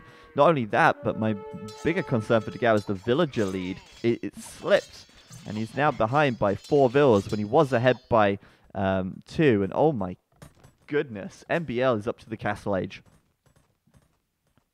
Slavic farmers. Oh my goodness, they're insane. These farmers are so good. How do they harvest the wheat so fast? Or the steaks. How do they harvest the steaks so fast? I tell you what it is. These female villagers, they don't bend over like the other ones. They squat. And it just makes them faster, like, you know, more maneuverable when they're working the farm. That's how the Slavic farmers are 15% faster. That's how they get enough food to go up to the castle age almost instantly. According to Honkmeister in the chat, it's cabbage. I guess they need to make a lot of borscht with that. But, yeah, MbL here under pressure now as the castle age comes in.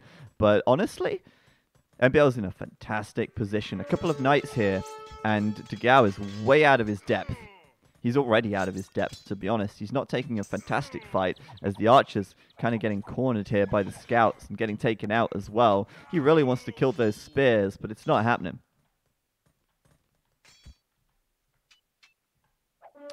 But unfortunately, yeah, Dogao's going to get caught hard. Transitioning into archers leads to a decent castle time. But boy, oh boy, do those Slavs work fast. Castle Age click for Dogao, Castle Age in for MbL. And Dogao now, he'll do what he can with this forward army, but he'll probably want to retreat back home pretty soon and think about a plan B. Maybe plan B is hold out till I get castle and get those camels out. If he can get the camels out, then he can basically counter what he's expecting from MbL. But MbL can do essentially what happened last game.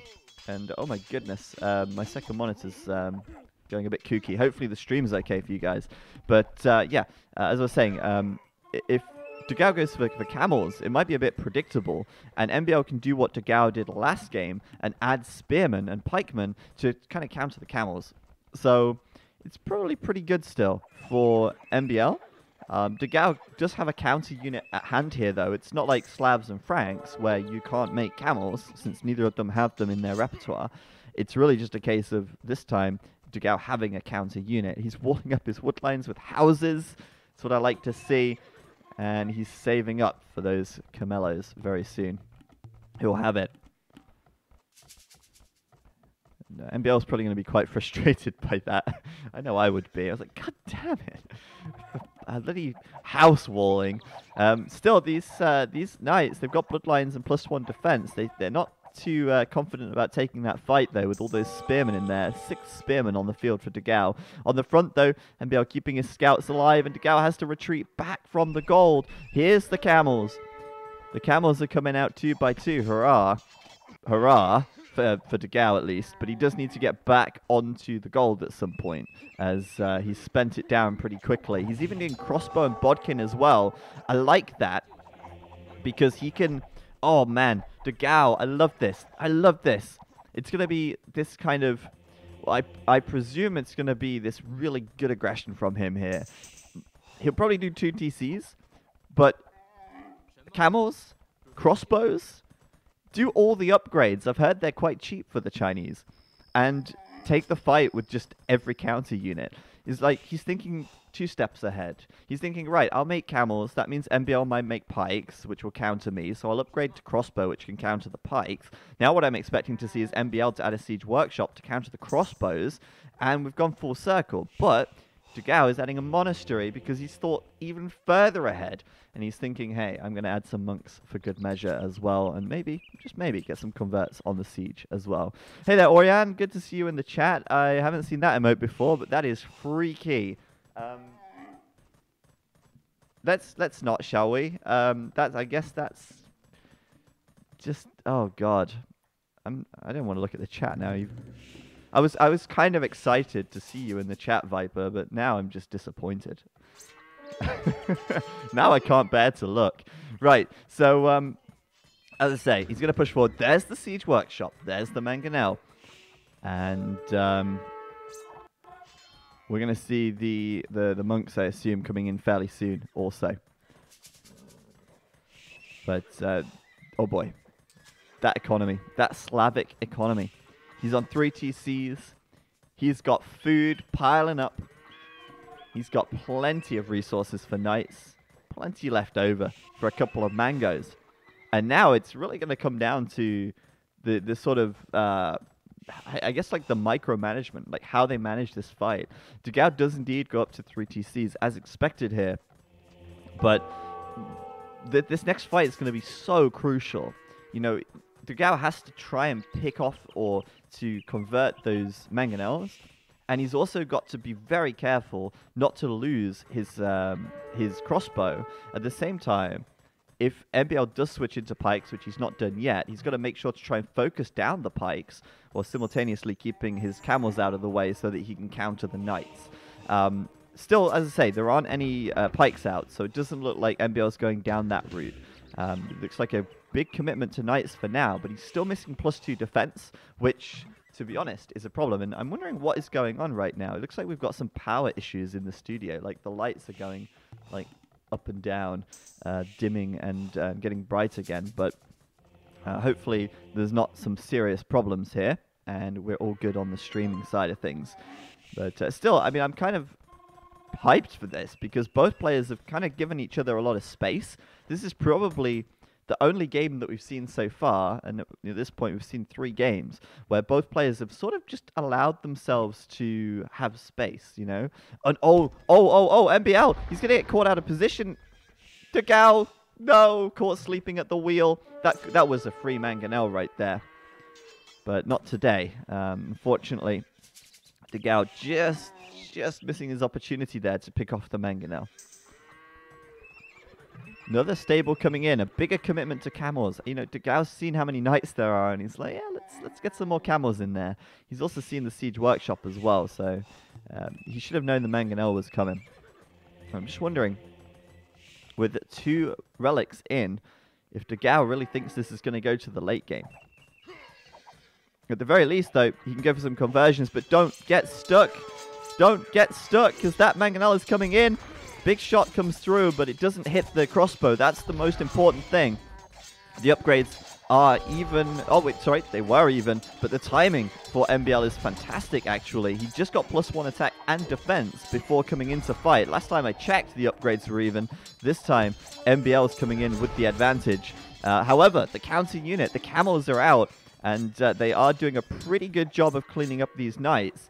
But unfortunately, for Dogao, it's probably not enough. I think he was hoping to get a bit more from that.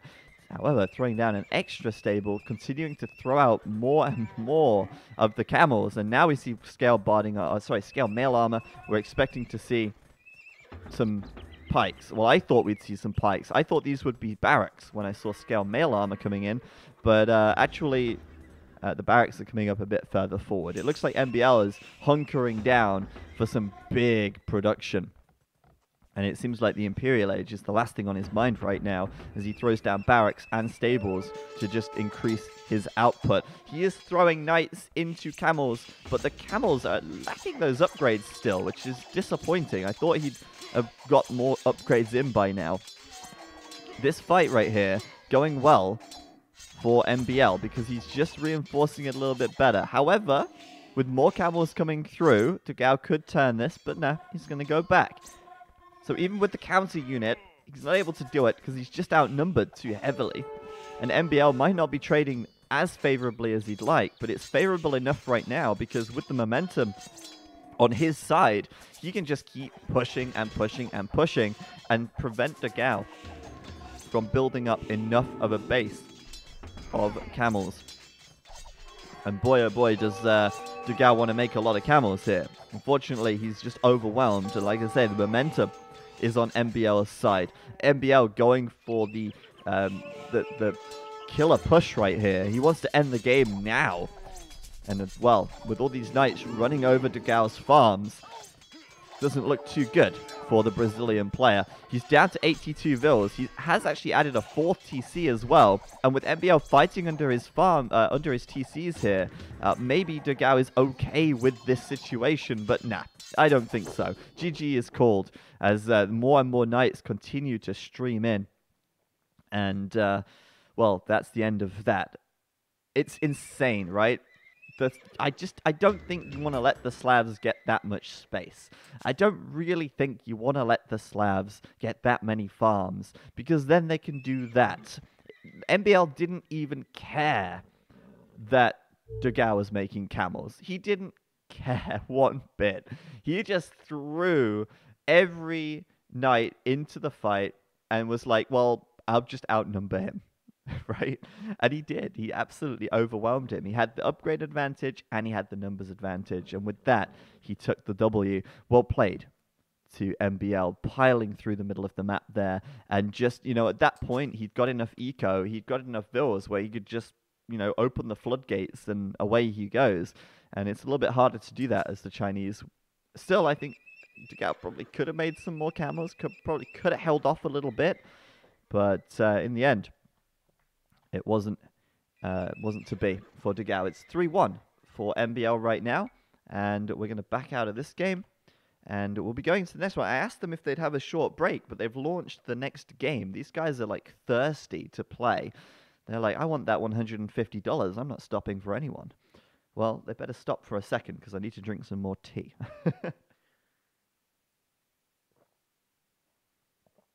Problem is that it's not the Slavs. It's MbL. Well, MbL's pretty strong. I'm not going to take anything away from him there. I'm just trying to highlight the advantage of the Slavs in that matchup. But still, if you want to bet on the next game, right here, !bet, 0 for MbL, 1 for Dogao, and X being the number of points you would like to bet. Everybody has just been credited another 100 puntos, denarii, whatever you want to call them. And we can see who's leading the betting. But for some reason, the bot seems to be having an issue with PMing people. I don't know why, but we'll try and look at that in the future. At the moment, we're trying to work out the betting stuff because it's a little bit of a trial at the moment. That's why we're doing it for today only. And all the points will be reset at the end of the stream. Cheers, everyone. We're going into game number 5 now.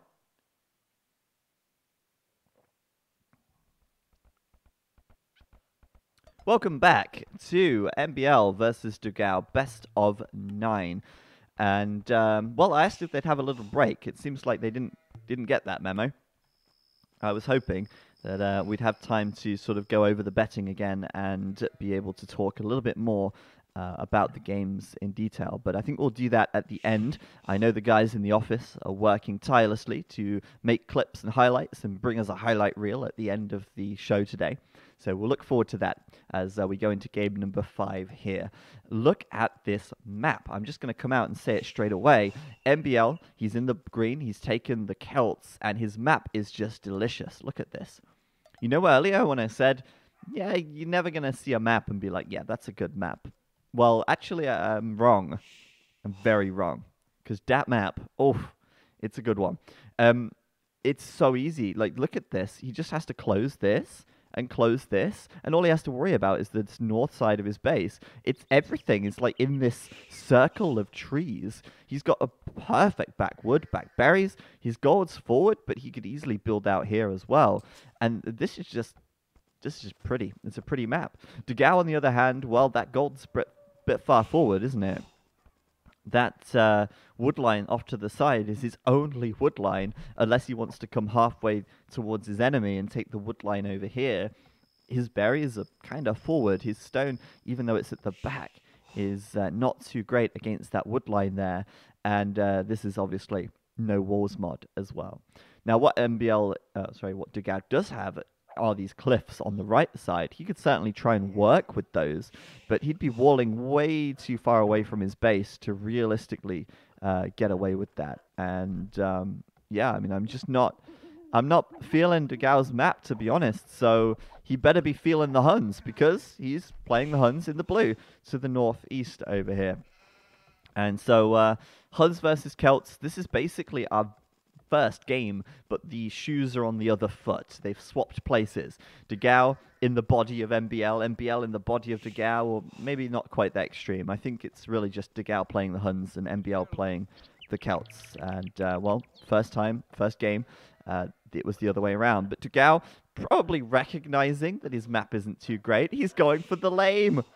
Unbelievable. The first lame that we're seeing here between, I mean, and even more surprisingly, it's MbL who's being lamed. It's not the other way around. But MbL's doing a good job blocking the scout, trying to make sure that that boar can hit it once or twice more. And there's the... Oof. I think Dogao has to give this up. And he will. 5 HP on the scout. That was costly. MbL will get his boar back. Okay, bye. All right then, Dogao. Okay, bye. Yes. God. Sounds like a very angry ex-girlfriend. Okay, fine. Goodbye forever. Well, honestly, it's probably best that he leaves it at that point. Keep your scout alive. Definitely don't want to lose that. But MbL probably going to be pretty pleased with that trade. It's basically 40 free damage onto Dogao's scout, and nothing of value was lost for MbL. He can return to his beautiful base at home, and well, there you go. Just take his second ball whenever he's ready, as you please.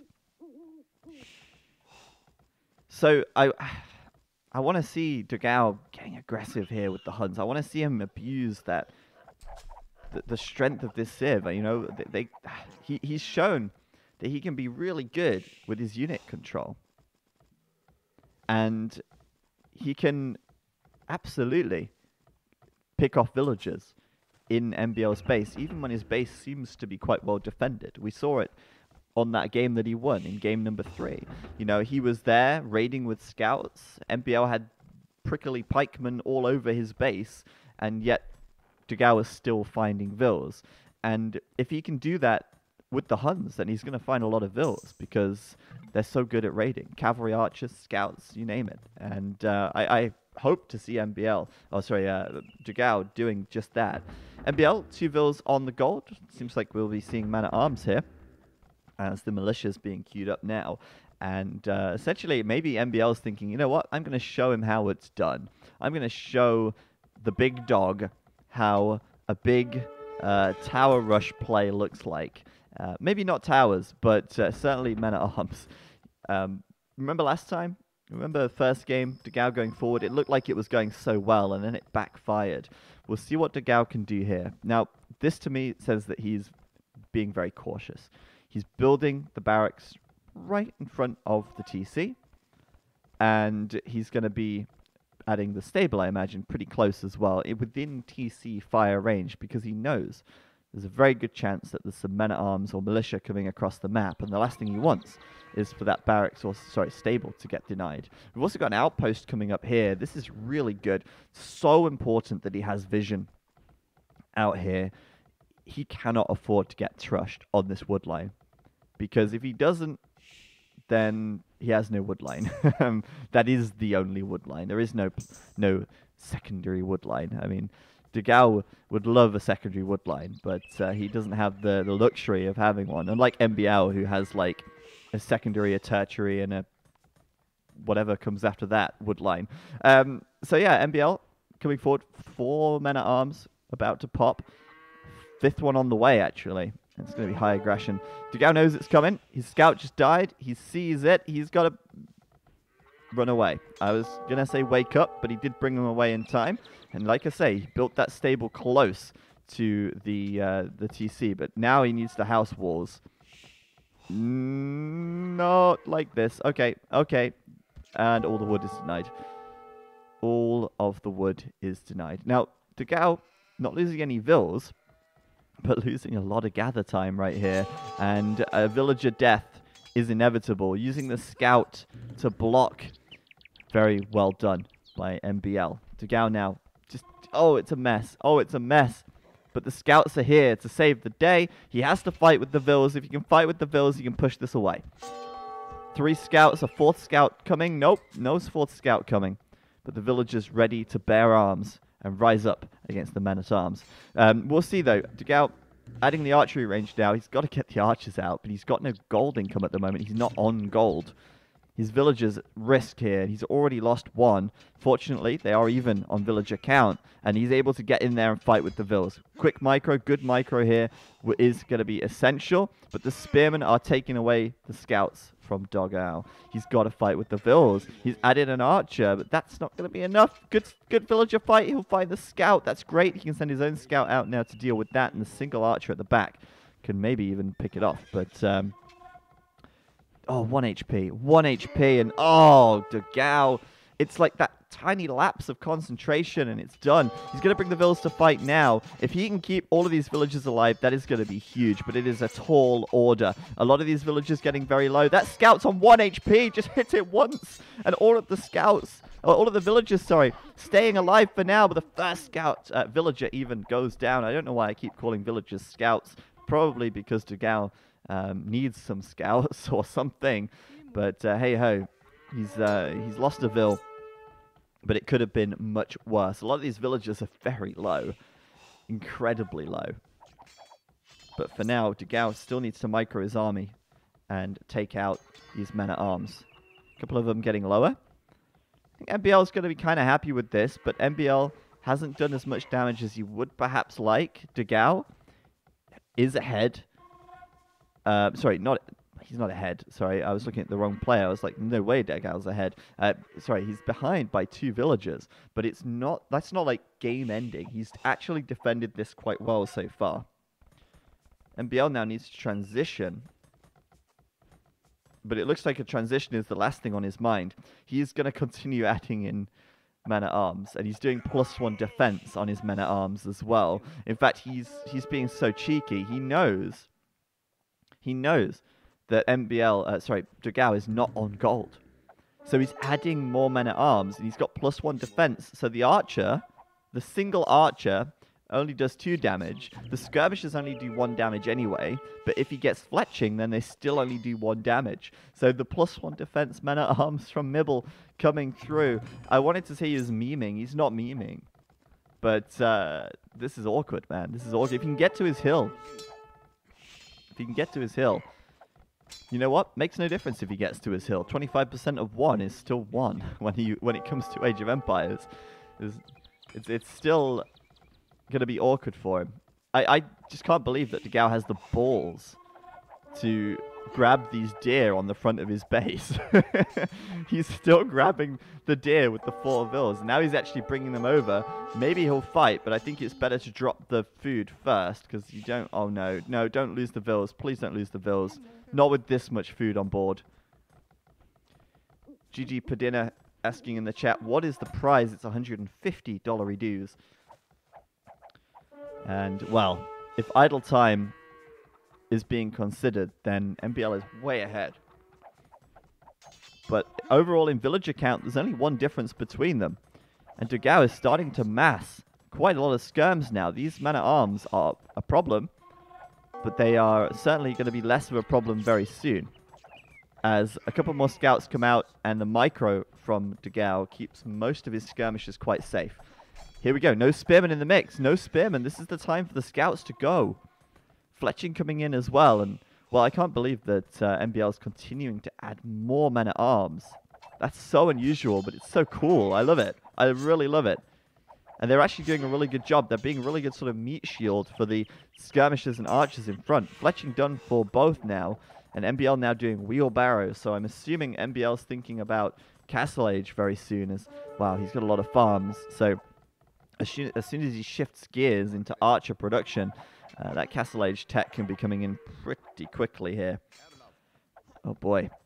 Those men-at-arms, they are tanky, and they are so annoying for Dogao right here. Look at the KD. It's 22 kills to 13 deaths. And MbL is showing Dogao how it should be done. He's like, this is how you should have played in game number 1. Forget the tower nonsense. Let's just make a lot of men-at-arms. MbL with such an advantage now. Dogao doing wheelbarrow himself. A third range coming up for Dogao too, with a lot of vills on gold. It looks like he wants to transition now into more archers to deal with the men-at-arms a little better. Plus the fact that MbL is adding archers now as well. There's a tower here, and oh man, that's a bit of an overcommitment perhaps from MbL. He loses all of the men-at-arms. He takes down 2 villagers though, which isn't bad. But that's just given Dogao an opportunity now. Yeah, the tower though. The tower goes up from MbL, and, well, the tower here is not happening, is it? Unless those men-at-arms will die. And they're tanky. They're so tanky. No, the village is in the wood line. Oh, okay, well, it's done. I think it's done. That's a GG moment right there, if there ever was one. Tower not happening. Dogao getting overwhelmed. He's got 3 ranges, and all 3 of them are idle. He can't make things from ranges if he doesn't have any wood, and his wood is denied right now, and the GG is called. Oh boy, it's 4-1 to MbL. Dogao's putting up a good fight, but again, that aggression, that raw aggression from MbL was fantastic. I don't think he stopped men-at-arms production all game, and that was enjoyable to watch. MbL here, coming forward and just laying down the law. I mean, he did identify a weak point really in the defense of Dogao. He obviously recognized that this wood line was his weak spot. He obviously recognized that, you know, towers here and pressure here would be, you know, the Achilles heel of Dogao. Dogao couldn't really do much to defend it. Maybe a preemptive tower earlier on, like right here, could have been great. But then, of course, if a tower comes up behind, he doesn't have a tower in the wood line to defend. So it's kind of hard. Dogao really pushed hard here, and he's not able to keep up with MbL. MbL had a great map as well, which certainly helps. But we're going to back out of this game. And I don't know, MbL hasn't... Dogao hasn't given up by any means, but he was asking if they have to play all the games or if it's over. It's not over because it's a best of 9. I think he was thinking it might have been a best of 7. So it's the first of 5, which means that MbL needs 1 more point, and it is match point now. It's 4-1 to MbL, and we'll see if Dogao can start the comeback. But it's definitely very hard to get your head back into the game and start the comeback. Game number 6. Coming in hot right here. You can see the previous Civ picks, The players are really like eager to get into the next game, so we don't really get much time to talk about the civs or anything. I kind of asked them to slow down a bit, but you know they ignored me. So maybe next time we'll keep that as a point to remember and then brief the players more in advance. But once again, we are here on Arabia. No walls mod. It's 4-1 to MbL, and well, Dogao needs to come back. He needs to find a way back. Can he do it here with the Franks versus the Goths? This game is ripe with potential. The Franks are very strong. And the Goths, well, they're the Goths. They don't really have an eco bonus, do they? The Franks, well, they gather from berries pretty quickly, but unfortunately for Dogao, who's spawning in the blue, his berries are kind of forward. And if they get attacked early on by some men-at-arms or some militia, that could be pretty messy. However, I'm almost wondering, is it worth it to push these deer? If he mills these berries, the deer are right there. He could just mill them and take them anyway. But for now, give him the benefit of the doubt. And he will push at least one, and now a second deer towards his TC. Obviously, he absolutely wants to get those deer at some point and do a solid scout rush. But this is going to be interesting. I mean, Franks are strong. We know that. And the Goths are a little bit less versatile. Like, actually, no, they're not. They're not. The Goths are very versatile. But I think it's a bit more predictable what the Goths might do. And as far as like having an eco bonus is concerned, well, killing boar a little bit faster, not really what I would call an eco bonus. Thank you, number 005, for the resub. Welcome back to the escapees. And thanks for using that Prime to subscribe for free. I really appreciate that. Hopefully you guys are enjoying the settings here. I mean, obviously, no wall mod does change the game a little bit. Makes it a lot more aggressive, and none of these games have reached the Imperial Age yet, I think. In fact, none of them have yet. So, it's interesting to me, and it definitely speaks to the extra aggression that you see from the no walls version of the map. But as I say, we're going to be doing this every Friday. So next week we've got Slam and an unknown opponent, but we'll reveal that in the week to come. But yeah, obviously we're far from over yet. Well, I say we're far from over. We still have to see it to the end, and MbL is by no means guaranteed here to get the 5th point and get the W. So it's still all to play for, and with a Civ matchup like this, Dogao probably doesn't feel too bad at all. We'll see what he can pull off, and at the very least, it's good to sort of motivate the players, give them a reason to play, give them some kind of motivation to get into shape and give it their best.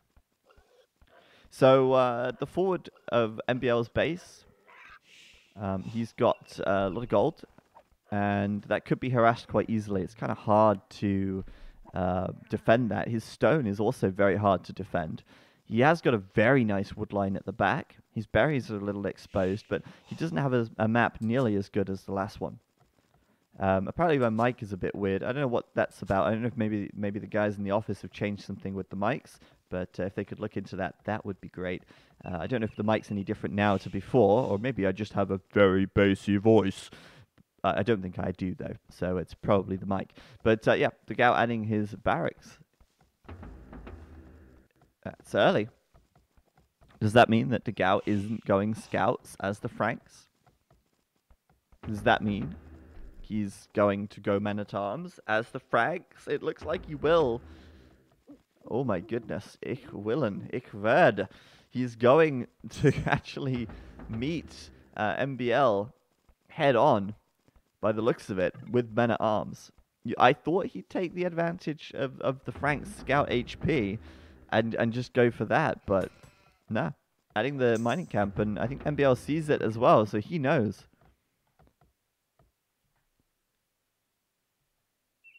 He knows. Interesting stuff. MbL here also going on to the gold, and well, Dogao knows. I think Dogao knew before the game even started, or before he even scouted MbL, that the men-at-arms play was coming. It's just interesting to me that he decides to take it and meet it head on. But yeah, I really expected the scouts, and there's the deer. Like I say, it's so close to the mill. I do wonder if it was worth actually pushing it at all when you're going to mill it there anyway. I guess it's just the risk of having the vills exposed. But still, 3 militia in, and Dogao slightly faster. Dogao going to have the eco bonus, or the eco advantage, compared to the Goths. But I was like, MbL! MbL! Quickly palisading in the... wait, no, they're not palisades. They're outposts.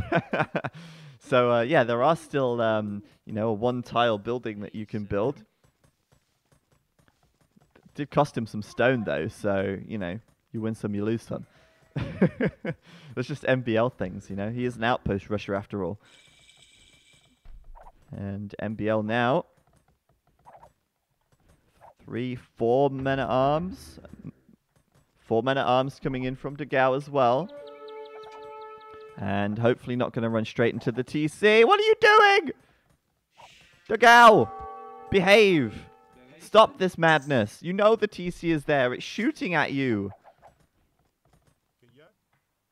Well, that's awkward. He's now going to lose the men-at-arms fight because he's already lost some health. So it's literally impossible for him to win unless MbL somehow miss-micros horrendously.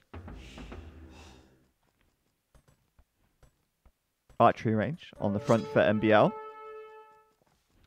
And this is where now Dogao is like, well, do I just let myself get chipped away at? Do I turn and fight? Like, what does he do here? He adds a man-at-arms, but he should have garrisoned it to the front because... oh, dear. He's still behind. And he's lost his scout. And now, maybe bring the villagers to fight?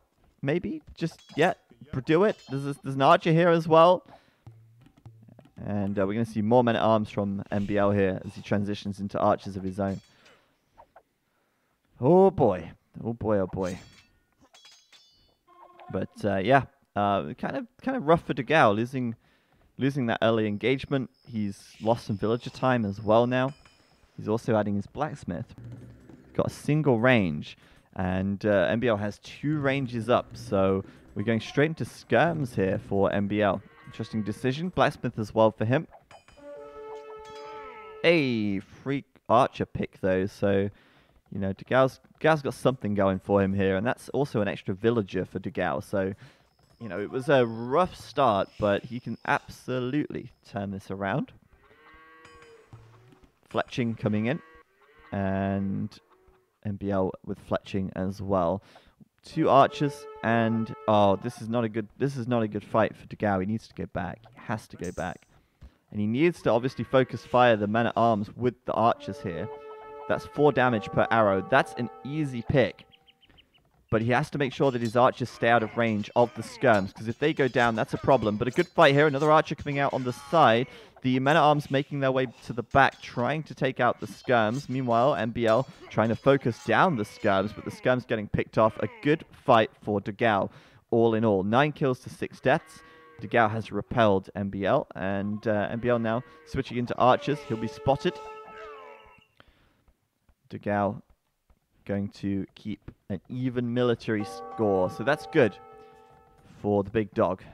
What is not good is that he's going to be outproduced because he's only got a single archery range compared to MbL's 2. So that's twice as much production for MbL here, which means that if he's able to win the fight, things are going to get pretty dicey for Dogao. They're even on upgrades, obviously, but the numbers speak volumes, and the numbers are in favor of MbL. However, Dogao has the defender's advantage.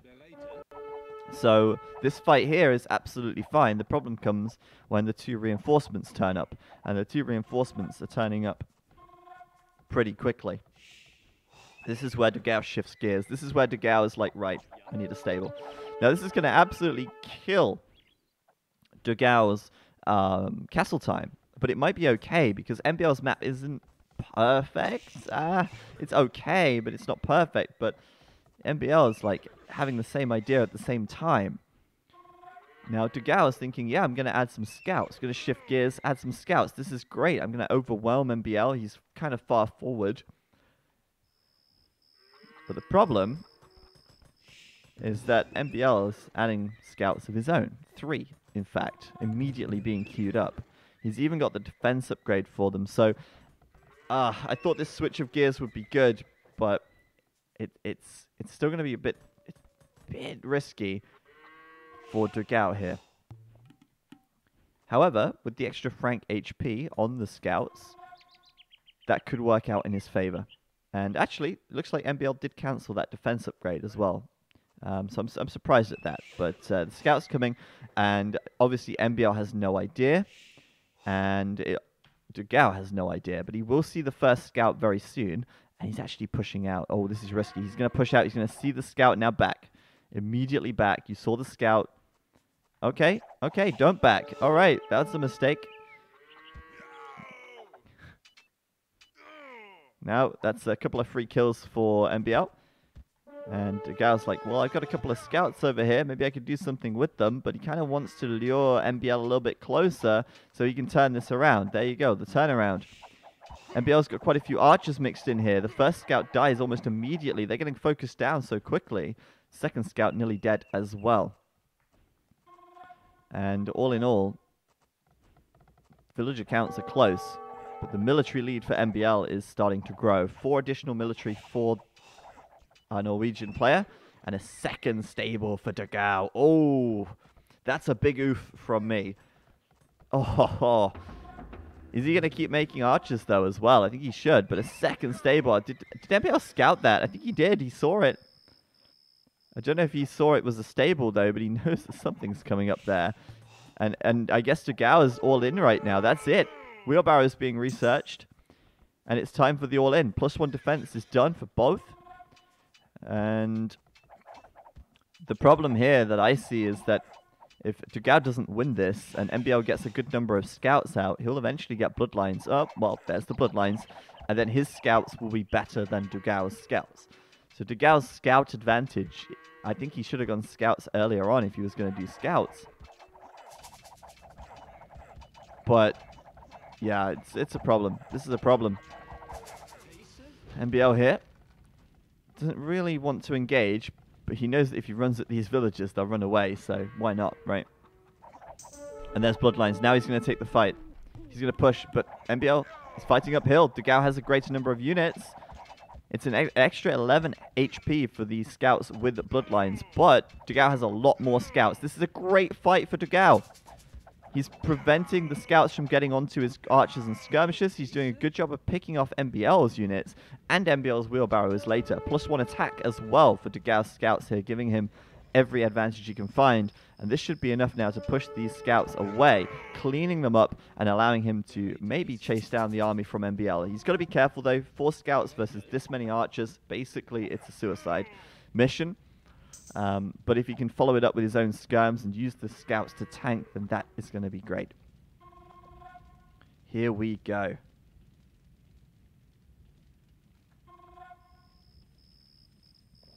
Dogao now taking a score lead. They're even on villas still, but MbL should be closer to the Castle Age. However, he's not. They're both actually even with this Castle Age upgrade. This is great. This is exciting. This is Dogao now shifting around his economy, thinking, you know what, I'm going to go Castle Age first for a change. It's my time. Oh, good quick walls there, though, from MbL. And Dogao's going to try and get in the back, but MbL's like, housing, housing, housing, housing. We need more housing. We need more outposts as well. Throw those down. Still, though, it's enough for Dogao to get a couple of villager kills. And oh boy, Dogao. Is this the comeback? Is this where it all turns around? Well, in the middle of the map, MbL finding some units there. But it's okay. Dogao finding more villagers inside of MbL's base. He's 1 villager ahead, but he's almost 2 villagers worth of time into the Castle Age. So this is good for Dogao, and a 3rd stable is coming in. This is pretty hype. Dogao now should be going hard on the gold.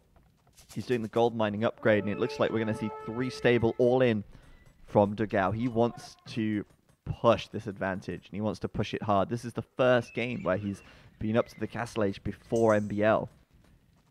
This is fantastic stuff for Dogao right now. He turned it around after that defense in his base, and he's doing a really good job now of getting aggressive. And I think he's sort of realized, well, I don't want to say he's only just realized, but he's certainly thinking now about how, if he's more aggressive, how that's going to pay off in the long run. He's also, you know, he might add a second TC as well. But at the very least, when he gets to the Castle Age, it should be +2 defense, I imagine, to upgrade all these scouts. And then following up with like 3 stable knights. He is poised for some big damage. Raiden coming in over here as MbL goes forward. Bad timing. He's actually doing crossbow first. Are you kidding me? He's finding so many vills though in MbL's eco. He's going to find the gold as well, but he's actually backing now. As MbL goes forward, cancel crossbow, cancel bodkin arrow Dogao. Yes, he did. And let's just go for the knights. He lost far too many archers there. So he cancelled the upgrades, and that was absolutely the right play. +2 defense is coming in. I do think +2 defense and scouts in here would have been better than archer and crossbow and bodkin arrow though. But oh boy, the knights are out. +2 defense is coming in, and this army is exposed. But Dogao won't get enough knights out in time to be able to take this fight as well as he'd like. Crossbow will be coming in very soon for MbL. This might prompt Dogao to go for a siege workshop, but he's already added his second TC now, and a third TC at the back. So Dogao is no slouch when it comes to economy here. Once again, though, he's going to come around the side. If he comes down to the south and then goes west, he could find villagers here on the farms. MbL just sending the spearmen out. But it's enough time if using the speed advantage to pick a vill. The vill's having to go back to the TC. And ouch, that's a lot of crossbows. That's enough to 2-shot a knight. Dogao sending all of his units across the map while this huge mass of crossbows barrel towards his base. But that TC is perfectly placed. It's perfectly positioned. And don't tell me there's a hole. Oh, there's always a hole. If there wasn't a hole on the right side, there was going to be one on the left. Huge play for Dogao. He'll find 6 or 7 villagers here easily in that wood line. It's absolutely paid off to go forward here as MbL adds a couple of knights and sends them home to defend. And he gets absolutely wrecked in that wood line. 33 villagers for MbL versus 53 for Dogao right now. Dogao is coming back with a vengeance in game number 6. Oh boy, oh boy. Dogao is on this. Losing a lot more knights than necessary there to the TC though, but at this point, who cares? He got so many villagers on the wood line. And there's the Mangonel. He even went for the siege workshop as well. Let's watch this from Dogao's perspective. Never mind. I thought that could be... It could have been. Yeah, it could have been. Oh, well. This is really good for Dogao. Now, economically speaking, he is... fantastic position. What MbL has done very well is preserve his archers in the feudal age, though. He's got a lot of crossbows now.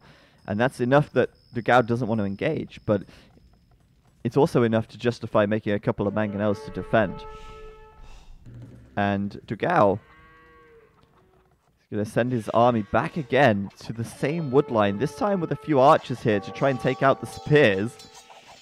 But MbL's wisened up to that. Houses coming in. Crossbows coming over, and those knights need to be very careful here. The rest of the army is still forward though, so actually this could be some free kills for Dogao. Still fighting under the TC, throwing away a lot of knights just to kill a few crossbows here. Meanwhile, his own villagers getting caught out here on the TC. Still sitting under the TC though, forcing a lot of idle time, and MbL can't really afford to have idle time. He's only got 44 villagers. He did add a second TC to the front by the looks of things. But you know what? This is really good because as this game goes longer, I think Dogao's advantage starts to increase. Franks have good gunpowder, right? Any late game sort of like goth spam, gunpowder could be the play. Since he's ahead economically right now, he's in the position for the Imperial Age to come in much sooner than MbL in theory. And MbL wouldn't have the eco to support a big spam anyway of units. So, long term, this game looks very promising for Dogao right now. With his 74 villagers. He's thrown away a lot of military in the Castle Age though, and this is the concern at the moment. Military for MbL is 44. He's got 33 more military than Dogao.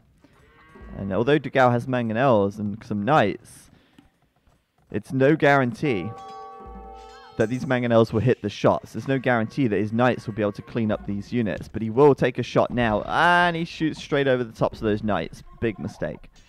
Can he repair the mangonel? Whoa, no, he can't. He doesn't even try. Doesn't even try. Just come forward and deny this TC, though. Good play there. Well, meanwhile, his other mangonel is sitting in the siege workshop, ready to go. Out you go. Out you go.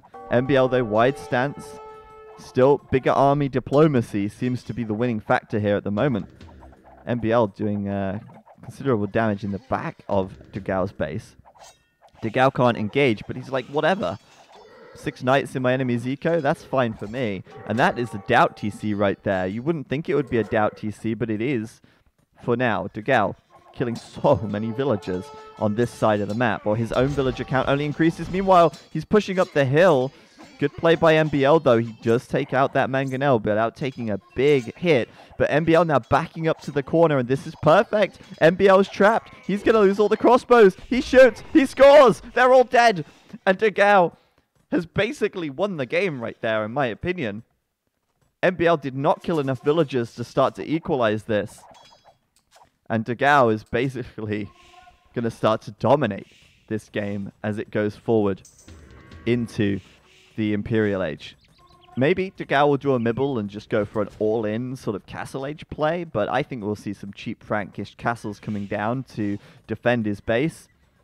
Or maybe just castle drop them on this forward TC. Oh my goodness, could you imagine that? He's thinking about it. He wants it. He wants to castle drop this TC. Oh boy. And the mangonels are here to pressure this as well. Oh, Dogao. I mean, he's probably thinking about, like, the wider picture, the bigger picture here. Like, can he demoralize MbL? Can he pull off a castle that close? He's certainly going to try. Oh boy, that is a good castle. That castle is in range of both TCs. And he's just going in with the knights right now. MbL's like, shit, I need pikemen yesterday.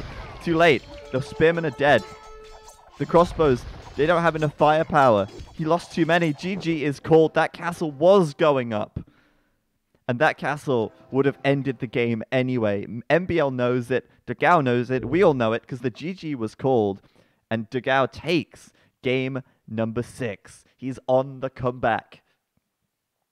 It's 4-2. Anything can happen.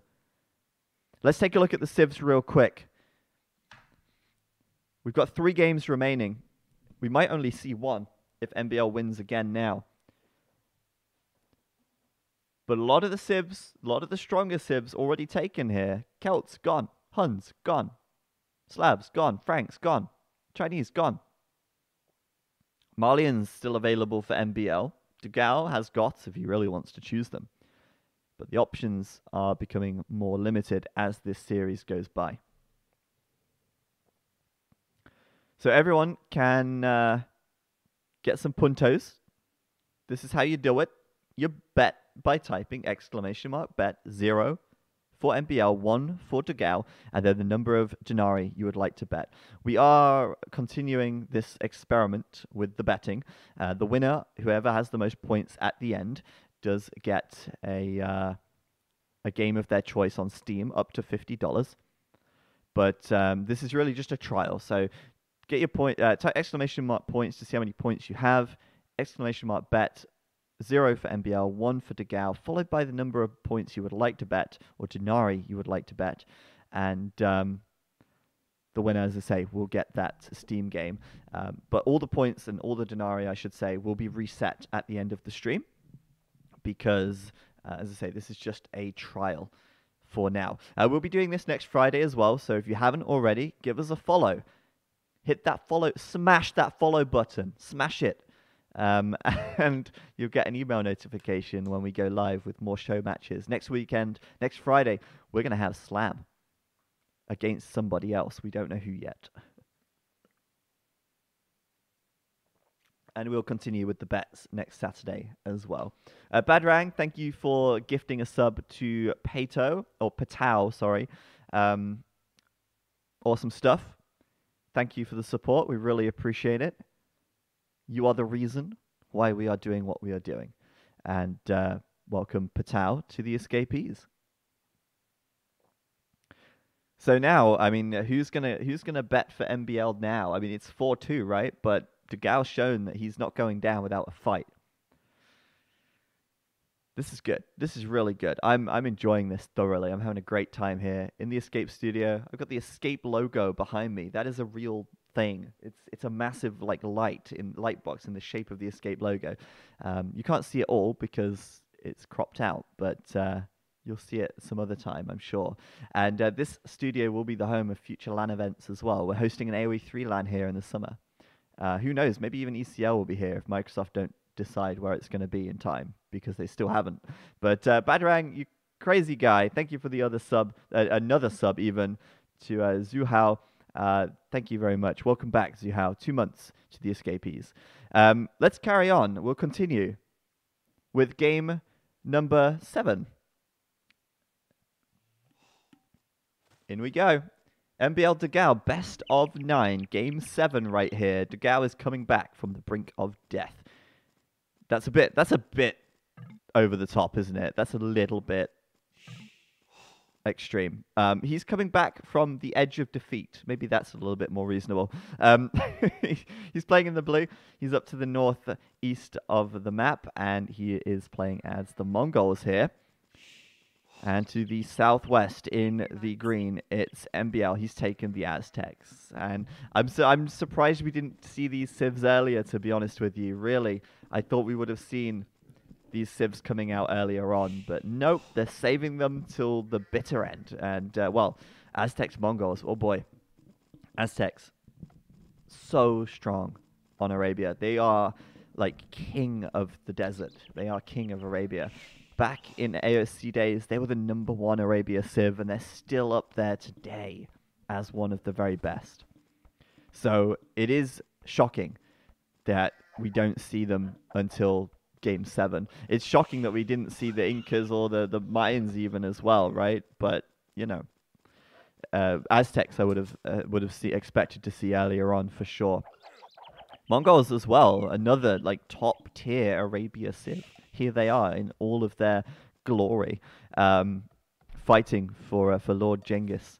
But this will be a good matchup. And for the first time, it seems, MbL's map, it's so much more open than previous maps. The front of his base is essentially a hill. Everything is downhill for MbL. But still, even when his map seems to be incredibly open, he somehow just gets this really lovely gold spawn and stone spawn at the back of his base. He can kind of close this left side off later on, and, well, the back side of his base is well defended. All the gold, all the stone, the berries are back here, and only his wood line is something that he has to really worry about at the moment. On the other side, Dogao, it's not too bad, is it? He's got a back wood line, that's nice. He's had a couple of unfortunate maps this game, or this set. And do I see a dead vill? I do. Oh, dear. Oh, dear, oh, dear. Well, bets are closed, so no switching sides now. But Dogao did lose a villager to the boar there. And obviously bringing those boar in very, very quickly as the Mongols use that hunt bonus. And, of course, MbL on the prowl with his Eagle Scout doesn't want to risk getting one of them stolen either. But, yeah, losing a vill early on, not a good start for Dogao. But Mongols are Mongols, Aztecs are Aztecs. And we could absolutely see a good game here.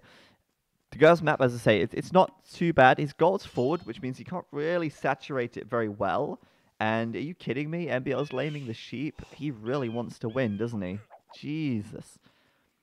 Well, that's annoying because the Eagle Scout is strong, right? And stronger than the Scout. So Dogao's going back for his sheep, but then he puts himself in the line of fire of the Eagles. And, well, MbL might just try and shepherd the sheep home. Meanwhile, the Scout's just trying to avoid fighting the Eagle Scout at all costs while simultaneously trying to catch his own sheep back.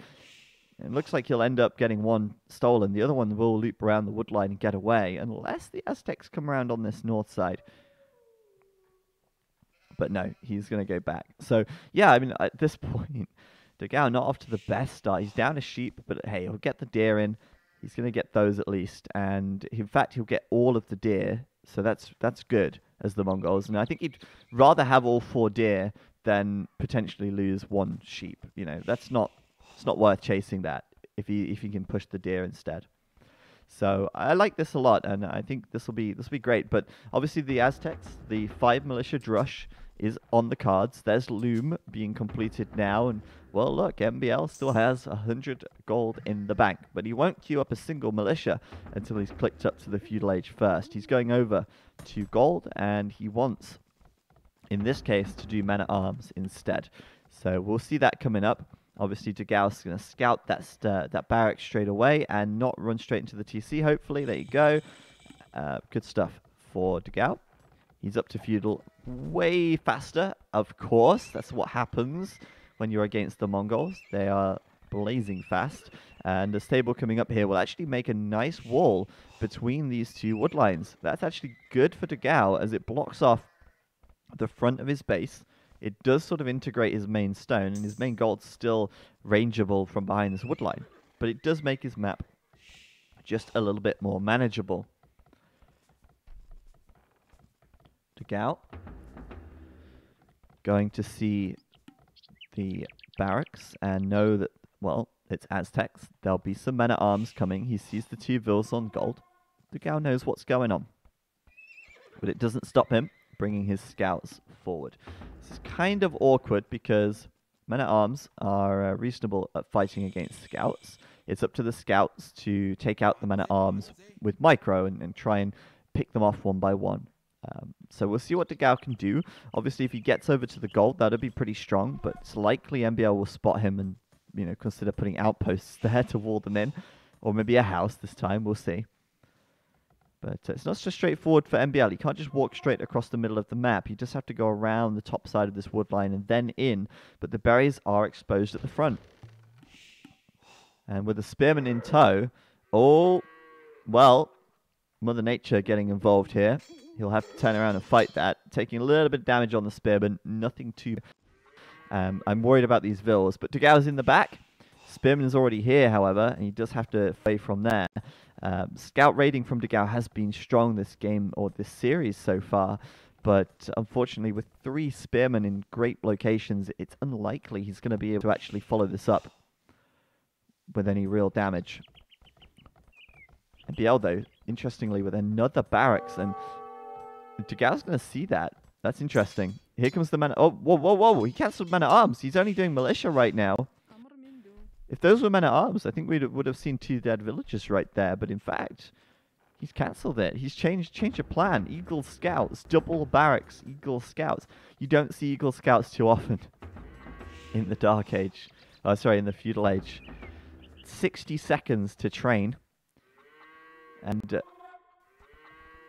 Dogao now is like, yeah, all right, cool, no worries. I'll build an archery range here in a very exposed location so that your men-at-arms or militia, sorry, can deny it whenever they like, anytime, MbL. I'm here to do you a solid. I don't know why you built it here. Seems a bit risky, doesn't it?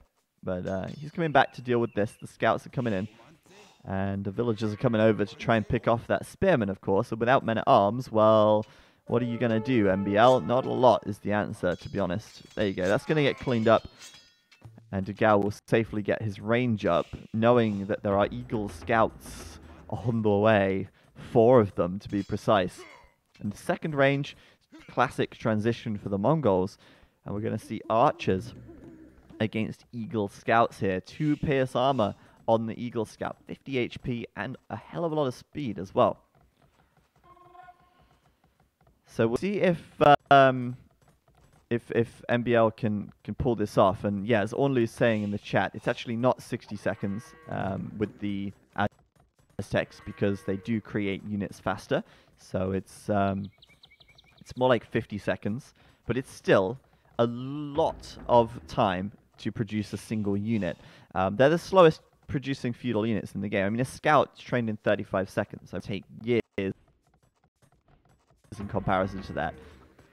So, production-wise, Dogao should be ahead, provided he doesn't idle his ranges. And at the back, he's still trying to find something, running around trying to bait the spearmen away. They look like they're on defensive stance, so they're doing a good job. And there comes the Eagle Warriors. Dogao knows that they are a threat. He's adding more scouts in as well. He's keeping the archers inside the ranges so not to get caught out. No, he's popping them out at the wrong time. No, no, oh God, no, no. Oh, jeez. I said he's keeping them inside the ranges so they don't get picked off. And what does he do? He sends them out. And he gets picked off. Well, I spoke too soon. Major oof. Well, this should still be good for Dogao, actually. He can catch these Eagle Scouts. And he's got the archers here as well. MbL, meanwhile, scale mail armor. And he's going to turn now to fight. Fight. He doesn't have fletching. Rip. That's 1 damage per arrow then.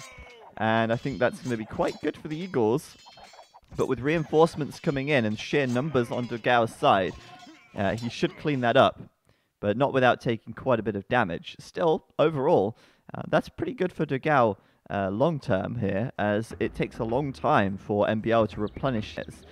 He tried to take that fight with the upgraded timing, but still, pretty good for Dogao in the long run. And he did that without fletching as well. Fletching now coming in as well. And Dogao, is he still making scouts? That's what I would like to know. And the answer to that is a big yes. A second stable coming up. Bloodlines coming in. Hype. Dogao is like, yeah, I don't need the Castle Age. I see you, MbL. I see you. I know your plan. Third barracks for MbL. He's about to click up to the Castle Age. And Dogao is going to say, nah, I'm going to punish you for that vision, Mibble. There's the market. Barracks for MbL. Eagle Scout production at an all-time high, but it's still not going to be enough. Maybe though, Dogao will think twice. Nah, looks like he's all in. That's it. He's going for it. And this could pay off massively. If you're going to do this, Dogao, go forward and build a tower on this wood line at least. Follow this up with some Vil as well. Because Castle Age is coming in for MbL, and MbL is now on a clock. He does not have long. Once Castle Age comes in, he'll be able to upgrade and push this back, no doubt. Dogao, meanwhile, throwing everything he's got into the fire to try and do this. Can he pull it off, though? I mean, it's oof. Double scout production, he's all in. If he gets enough archers as well, maybe even the Eagle Warriors won't be too much of a problem. He's going to come in just at a bad time here, though. Oh, no, the scout's getting wrecked by the Eagles. And the tower goes up in the perfect moment to push this away. Another tower on the wood line as well. MbL, by the way, buying that stone. And that could be the end for Dogao here. He's not done enough damage, in my opinion, to win this game here. He could hold on when MbL reaches castle, but MbL, keeping a lot of those Eagles alive now, is going to have a big base of units to upgrade. And, well, it's just going to be really hard for Dogao, that's all I can say. He is going to go up to castle very soon. He's stopped the scout production at least. And he'll have the resources in just a moment. There's the watchtower on the wood line. I mean, that should have been there 3 minutes ago, but he will do it. And I think this Castle Age upgrade here for MbL is just going to be brutal. Dogao's clicked up to castle now. MbL doing the Eagle Warrior upgrade. It's coming in. However, the gold is all idle because, you know, they had to hop into the tower here. And so many free archers. Like, Dogao is like, how are these arrows hitting me? I'm going perpendicular to the way the arrows are shooting. How is he still hitting me? I think his goal, the goal here is just deny as much of this gold as he can. But there's the Eagle Warrior tech, and do you know where MbL is? He's not here. He's over here. Oh dear, this is game. This is game. I think Dogao is hoping he's keeping MbL locked in his base, but instead MbL's over here, and well, there you have it. GG called. Eagle Warrior counter raiding. MbL gonna just walk straight in. Why didn't Dogao close it? I don't know. A couple more houses, and that would have been closed off. He would have bought himself some time. Time at least to get to the Castle Age. and make some knights. Knights versus eagles, that's a good situation to be in. A third stable would have helped as well, but oh boy, he walked straight in and the GG is called right there. Well played to MbL. It's a 5-2 win for MbL, and I think we all kind of pinned him as the favorite here. We kind of said that MbL would probably have the edge, and 5-2 is by no means absolute domination, but it's clear that MbL is one step ahead of Dogao at the moment. And good opportunity for Dogao, and well, both of these players at least, to have some serious competition, playing for some money, of course. Congratulations to MbL. He wins $150. And a 5-2 victory is pretty impressive. Next week, next Friday, we'll have Slam. And maybe we'll have Slam versus MbL. Maybe. We'll see if MbL wants to stay on. But I think that we probably want to put Slam against perhaps a different opponent. With that said, though, good games all round. I quite enjoyed this.